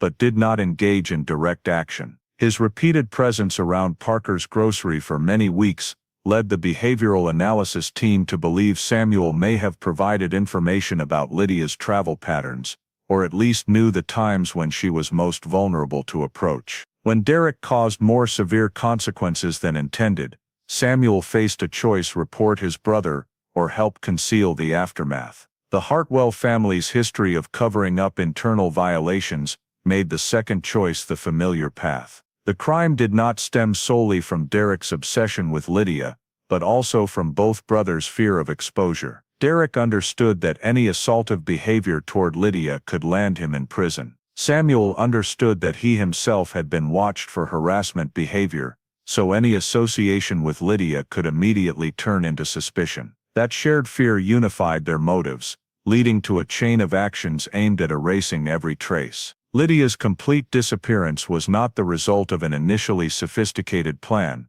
but the consequence of clumsy yet sufficient efforts to cover up the aftermath, enough to evade the limited technology of 1991. When criminologists evaluated the entire file, they constructed a behavioral graph clearly showing 5 escalation stages: distant observation, prolonged surveillance, planning contact, direct contact leading to resistance, unintended lethality, and disposal to conceal. Each stage aligned with evidence from the Hartwell shed and data obtained through forensic genealogy. This showed the crime was not sudden or momentary, but a chain of actions accumulated over a long period, originating from personal obsession, nurtured by control illusions, and exploding when challenged by the victim's resistance. Derek's final motive was concluded as a composite of obsession, need for control, and fear of being reported. When Lydia fought back, the illusion collapsed, and Derek used extreme violence to regain control of the situation. Samuel became the supporting factor,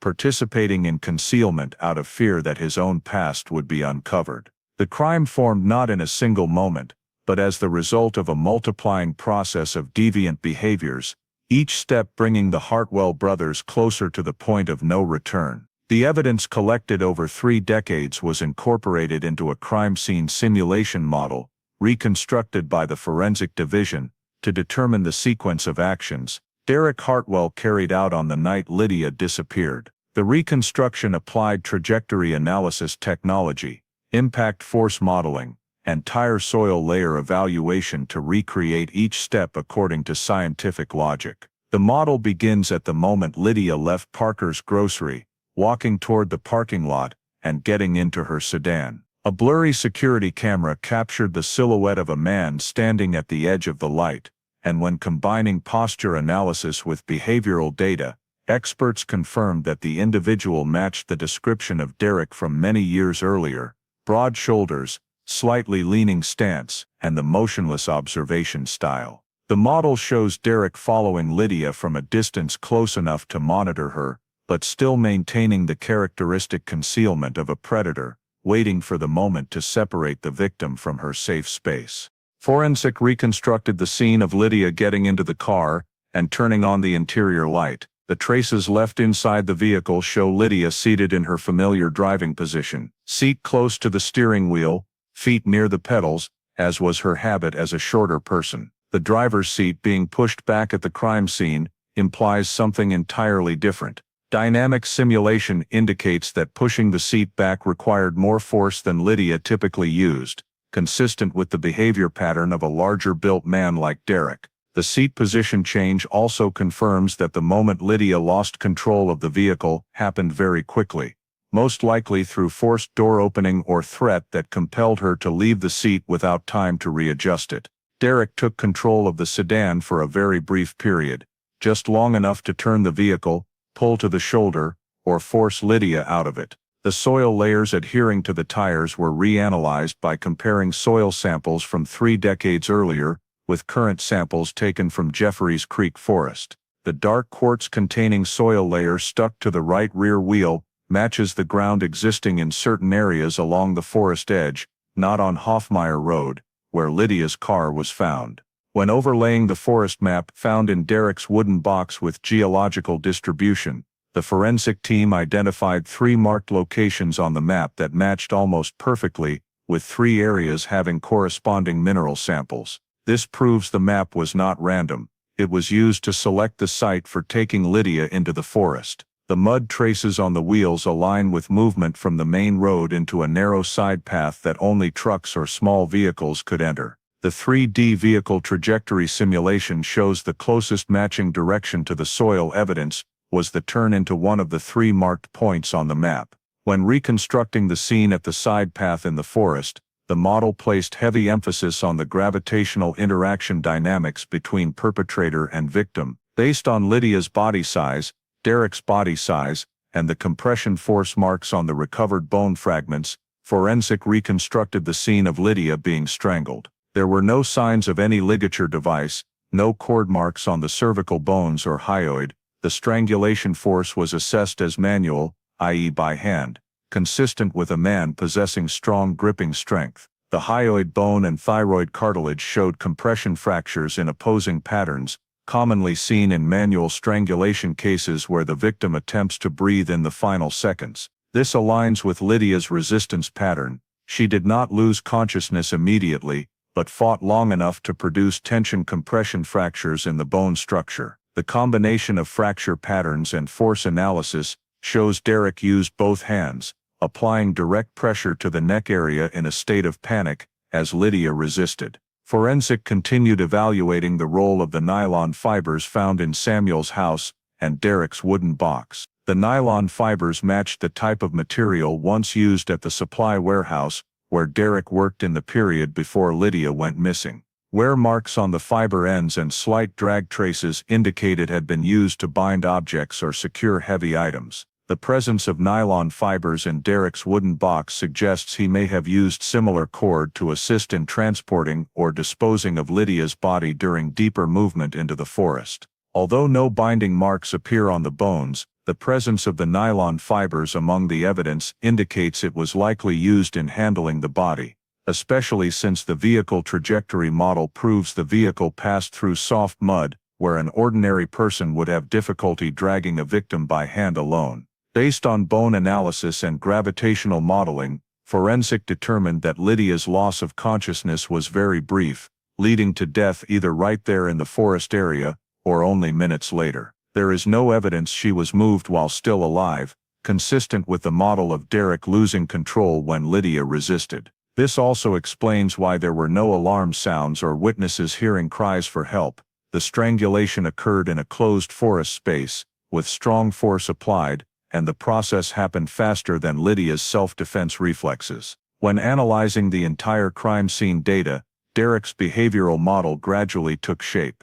He stalked Lydia for many months, prepared the map, studied the route from Parker's Grocery to Hoffmeyer Road, selected 3 potential approach points, used a screwdriver to jam the car door, and force Lydia out of the vehicle. He controlled the sedan for a short distance to create a false scene, suggesting Lydia had stopped the car herself. The tire soil layers, paint scratches, seat position, denim fragments, and covert photographs all align with each step in the plan. Stalking approach, control, body transport. Samuel left no physical traces in the car, but many items in his house match the post-crime disposal phase, linking Samuel to an assisting role immediately after the crime occurred, rather than participation in the moment of Lydia's death. Forensic assessed Derek as fitting the opportunistic obsessive killer profile, an offender obsessed with the target, patiently observing and building fantasies over a long period, but lacking emotional control when facing resistance. This explains why the 2 phases of the crime in Lydia's case are so contradictory. The initial part shows preparation, observation, and calculation. The latter part shows impulsivity, panic, and extreme violence. The final reconstruction table shows every detail, from driver's seat position, tire soil, nylon fiber type, bone fractures, forest map, items hidden in the wooden box, DNA in the car, and DNA from the cigarette pack, all consistently point in one direction. The crime occurred through Derek's active approach, Lydia's resistance, Derek's manual strangulation, Samuel's assistance in disposal and concealment. Not a single point in the reconstruction model deviates from what forensic collected through physical evidence and genetic data. This is the first time since 1991 that the sequence of events in the Lydia Cooper case has been seen in full view, not speculation anymore, but the precise connection of a chain of scientific traces spanning 3 decades. The old forest map found in Derek's wooden box became the single most important guiding tool in the search for Lydia's body, after more than 3 decades. The 3 red circles on the map, spaced apart but located within the same area, along the southern boundary of Jeffries Creek, were treated by the forensic team as priority points. Modern GPS systems were matched with the old terrain structure to re-identify each location under current forest conditions. The terrain had changed over time, but the stream flow patterns, clay-mixed soil, and access to the side paths still retained the original features that the map had described.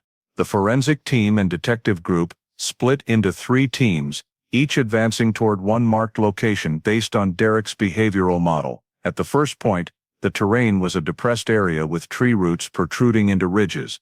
No signs of disturbance were found, even with ground-penetrating radar. The second location was near an abandoned hunting trail, showing only minor disturbances from wildlife, unrelated to the case. It was only when they reached the third point, a clearing by Lynch's River, where the map marked the smallest circle, that the forensic team began to notice anomalies. The soil layer here was not uniform with the surrounding natural soil. There was a strongly compacted area just large enough to bury a body, not the typical riverbank sediment buildup. Several soil samples showed interrupted stratification, as if there had been digging and refilling under hand tool pressure. Ground-penetrating radar, GPR, was positioned on the surface. The reflected waves showed fracture lines, indicating a denser object at a depth of about 40 to 60 centimeters. This finding led the forensic team to decide on excavation. The soil was removed in thin layers to avoid damaging any remaining parts of the victim. A long ivory-gray bone segment appeared first, with fracture edges consistent with natural decomposition in moist soil. Then came rib fragments, a shoulder joint portion, and upper jaw teeth. The skeletal structure matched the anthropometric description of Lydia from 1991. When the full skeleton was brought to the surface, the examiners recognized the curved shape of the hyoid bone and the prominent fracture marks, the same type of injury that forensic had simulated in the crime reconstruction model. Several personal items were found near the skeletal area: 2 metal buttons that once belonged to a denim jacket, a zipper fragment, a popped acrylic fingernail, and a leather cord bracelet that had gradually decayed but still retained its original shape. When compared to the family description provided in 1991, the bracelet was confirmed as a gift Lydia received from her mother on her birthday that year. These items became irrefutable supporting evidence that the body found belonged to Lydia Cooper. The forensic lab proceeded with DNA analysis from the jawbone, selecting a tooth region with well-preserved pulp. The sample was decontaminated and processed through next-generation sequencing. When the results appeared, the DNA match to the Cooper family profile reached absolute accuracy. The sample aligned with the genetic structure of Lydia's mother and 2 brothers, closing the question that had lingered for 34 years about where Lydia had gone and what had happened to her. No legally valid doubt remained.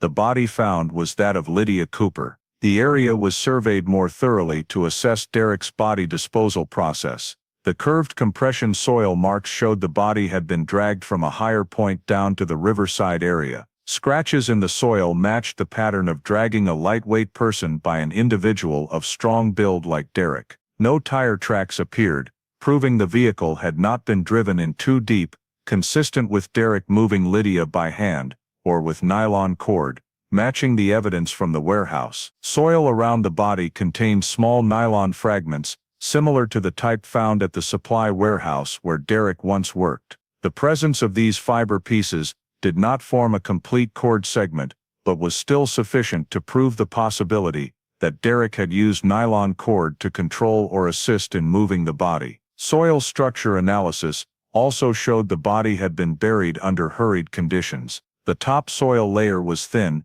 unevenly compacted, and the scattering of bones within a small radius indicated no container or enclosing item had been used, fitting the profile of a perpetrator choosing a temporary hiding spot, believing the dense forest along Lynch's River was secluded enough for time to do the rest. When the entire body and evidence were recovered, the investigation team conducted a final sweep of the area. Not a single bone fragment lay outside the anatomical structure, proving the body had not been significantly scattered by wildlife.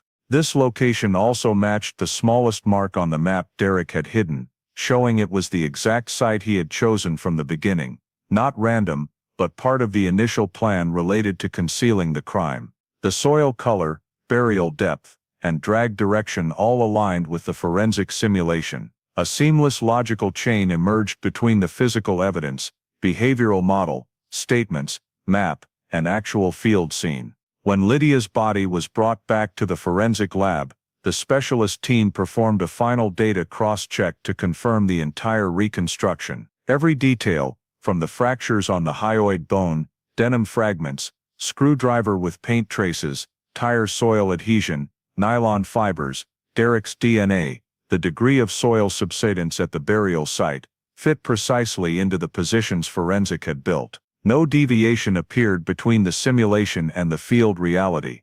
This perfect match reinforced the conclusion that Derek Hartwell was the direct perpetrator, while Samuel held an assisting role in the post-crime phase. Lydia's body was confirmed, evidence was recovered, and the crime sequence was reconstructed down to every scientific detail. A case that had vanished into the darkness of the forest along Lynch's River was finally brought back into the light by the old map, hidden in a wooden box and forensic technology that unlocked everything time had once concealed. When the entire forensic file was completed, and Lydia's body was confirmed, the South Carolina prosecutor immediately announced that the data obtained was sufficient to bring Derek Hartwell to trial on the full statutory penalties. Derek pleaded not guilty at the first hearing. He simply stood before the court, eyes motionless, voice low, repeating the statement, "I didn't do it."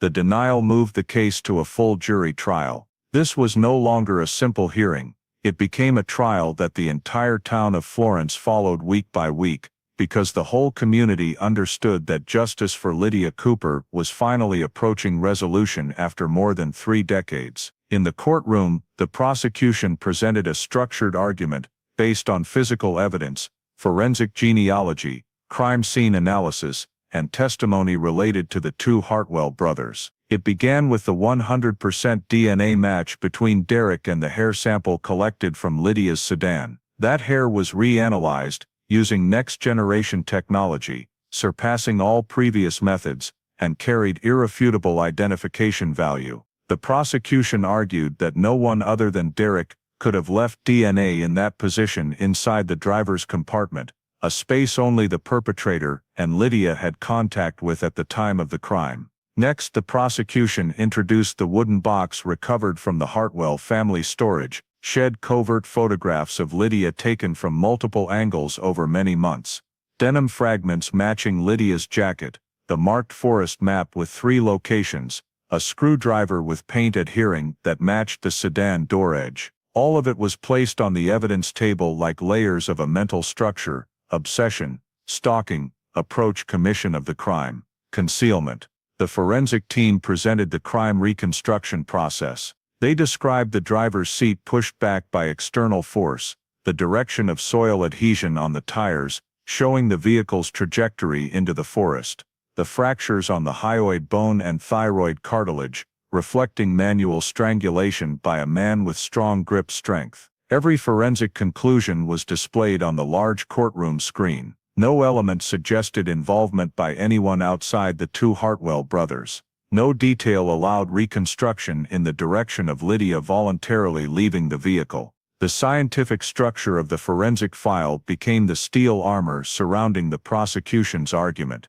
The courtroom continued to hear testimony from experts on forensic genealogy. They presented the process of decoding DNA from the 1-centimeter fabric scrap collected in 1991, analyzing 3rd to 4th degree genetic relationships that led to the Hartwell family, and ruled out every other surname within the scientific margin of error. The report displayed the genetic linkage right on the screen.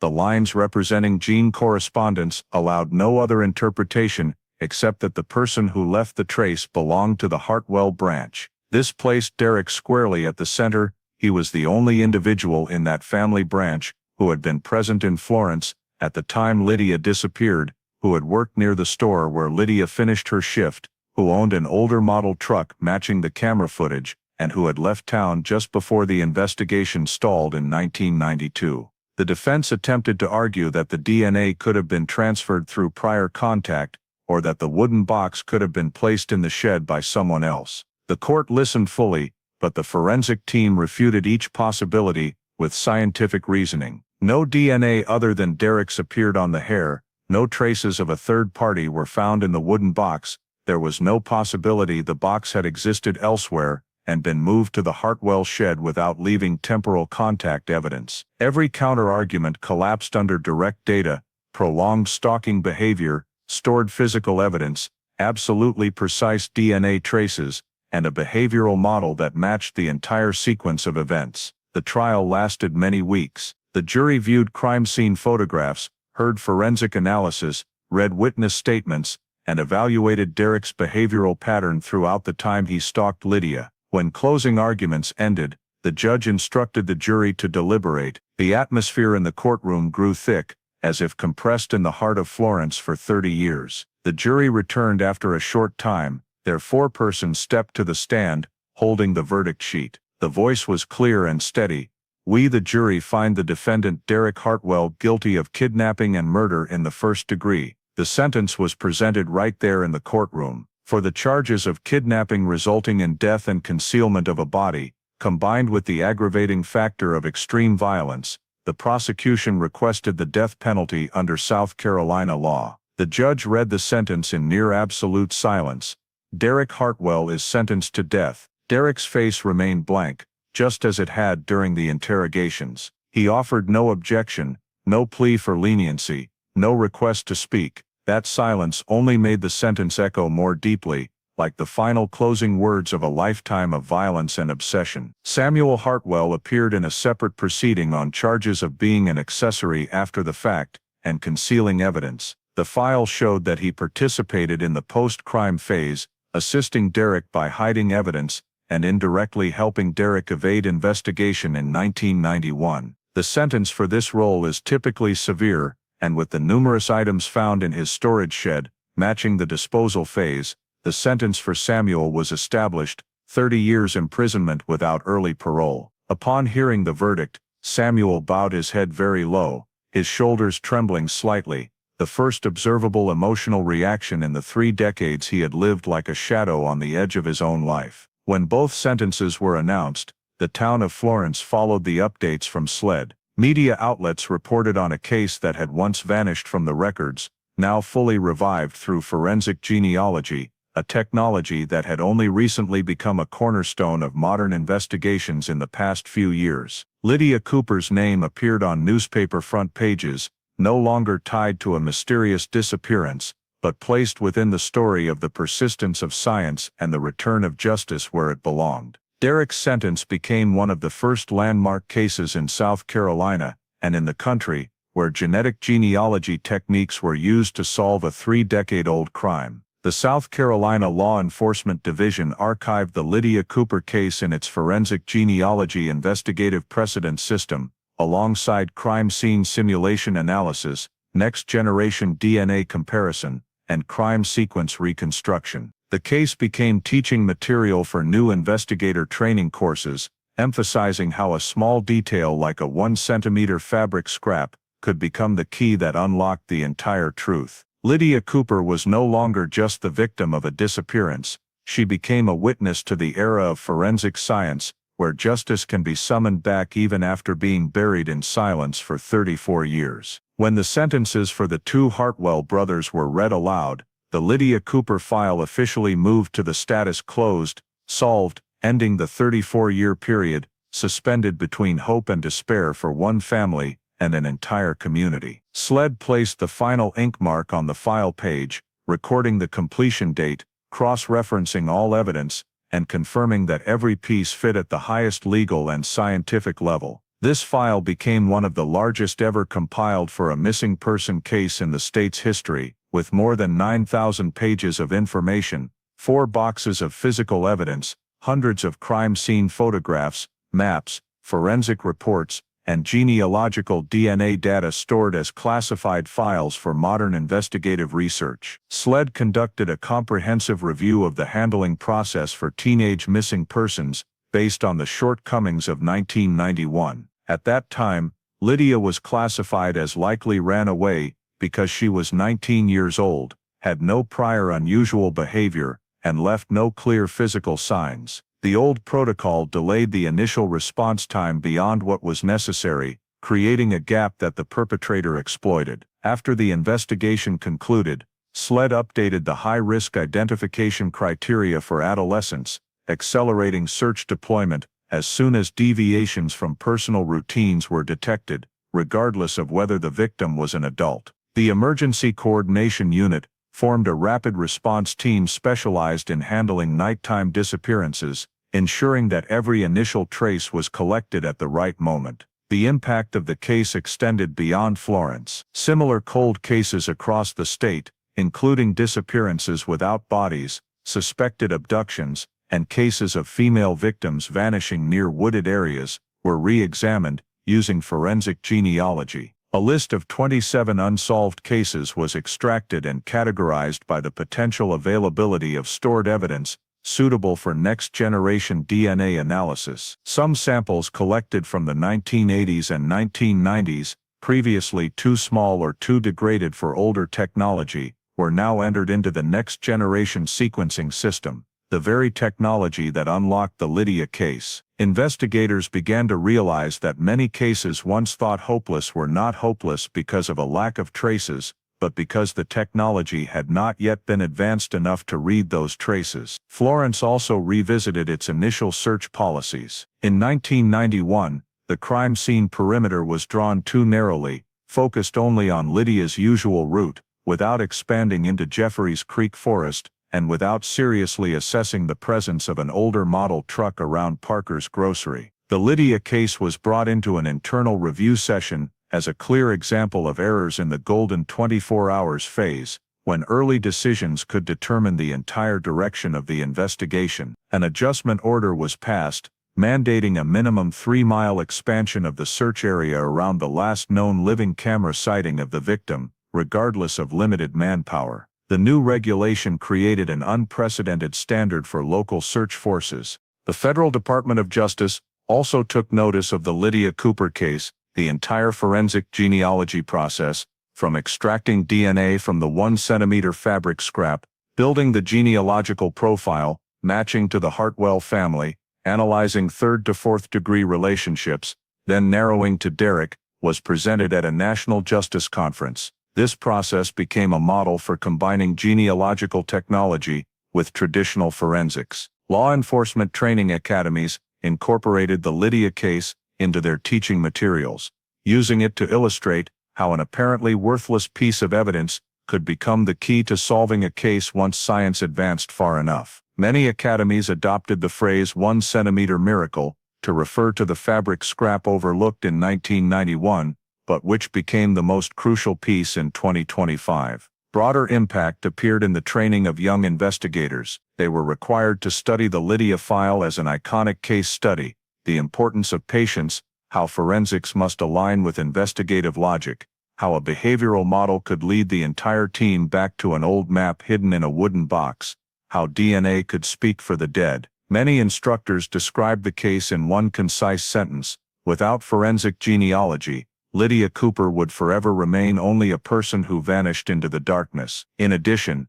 the case highlighted the role of multi-state cooperation in solving long-dormant cases, something Florence had never pursued aggressively before. In the final wrap-up sessions, forensic experts remarked that the Lydia case represented the intersection of 3 generations of investigation: the manual era of 1991, the transitional period from 2005 to 2015, when technology was not yet strong enough to read degraded DNA, and the modern era, when even a tiny DNA segment could reveal an entire family tree. The convergence of these 3 periods created a complete story that stood as living proof that criminal investigation is not merely the pursuit of a perpetrator, it is the steadfast journey of science to protect truth from being buried by time. The Lydia file was entered into the National Archives as a model case, with clear notations on the role of forensic genealogy, federal cooperation procedures, and advanced crime scene reconstruction steps. On the final page of the file,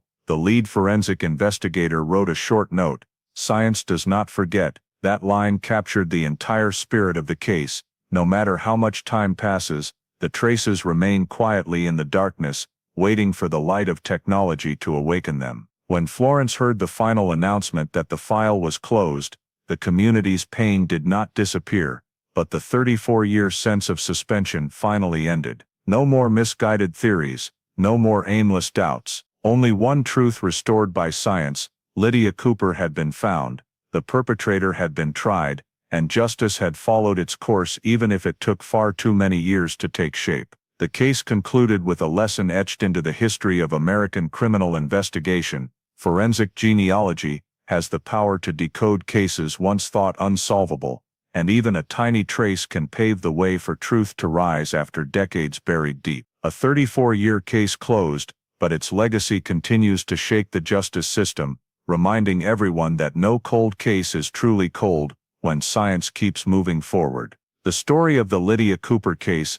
is not just the journey of solving a 34-year cold case, it also reflects many ongoing issues in contemporary American life: community safety, the power of forensic science, the limitations of outdated police procedures, and the role of society as a whole in protecting vulnerable people. Lydia's misclassification as likely ran away in 1991 shows how many American communities once underestimated danger signals in the early hours of a disappearance. Today, families, schools, and law enforcement must understand that any unusual disruption in an individual's behavior, especially among young women and teenagers, deserves a swift and serious response. The fact that a 1-centimeter fabric scrap became the decoding key, or that a hair sample in Lydia's car led investigators back to the perpetrator, is powerful proof that science can completely change the course of justice, but only if evidence is collected and preserved carefully from the start.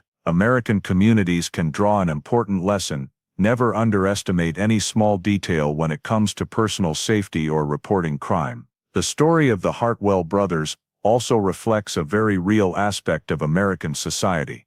Violence does not appear suddenly. It escalates from obsession, stalking, then explodes when unchecked. The fact that Lydia was stalked for months without anyone noticing reminds us of the importance of community awareness, collective vigilance, not relying solely on police. And finally, SELD's changes to missing persons procedures, the application of forensic genealogy to other cases, give us the clearest lesson: society is only safe when it dares to correct mistakes, upgrade systems, and trust in the power of science. Justice only arrives when community, technology, and persistence stand together on the side of truth. If you believe stories like the Lydia Cooper case deserve to keep being told to remind us of the value of vigilance and the power of justice, please hit subscribe to join the channel. Thank you for watching, and see you in the next video, where we continue to open files that seem to have fallen asleep.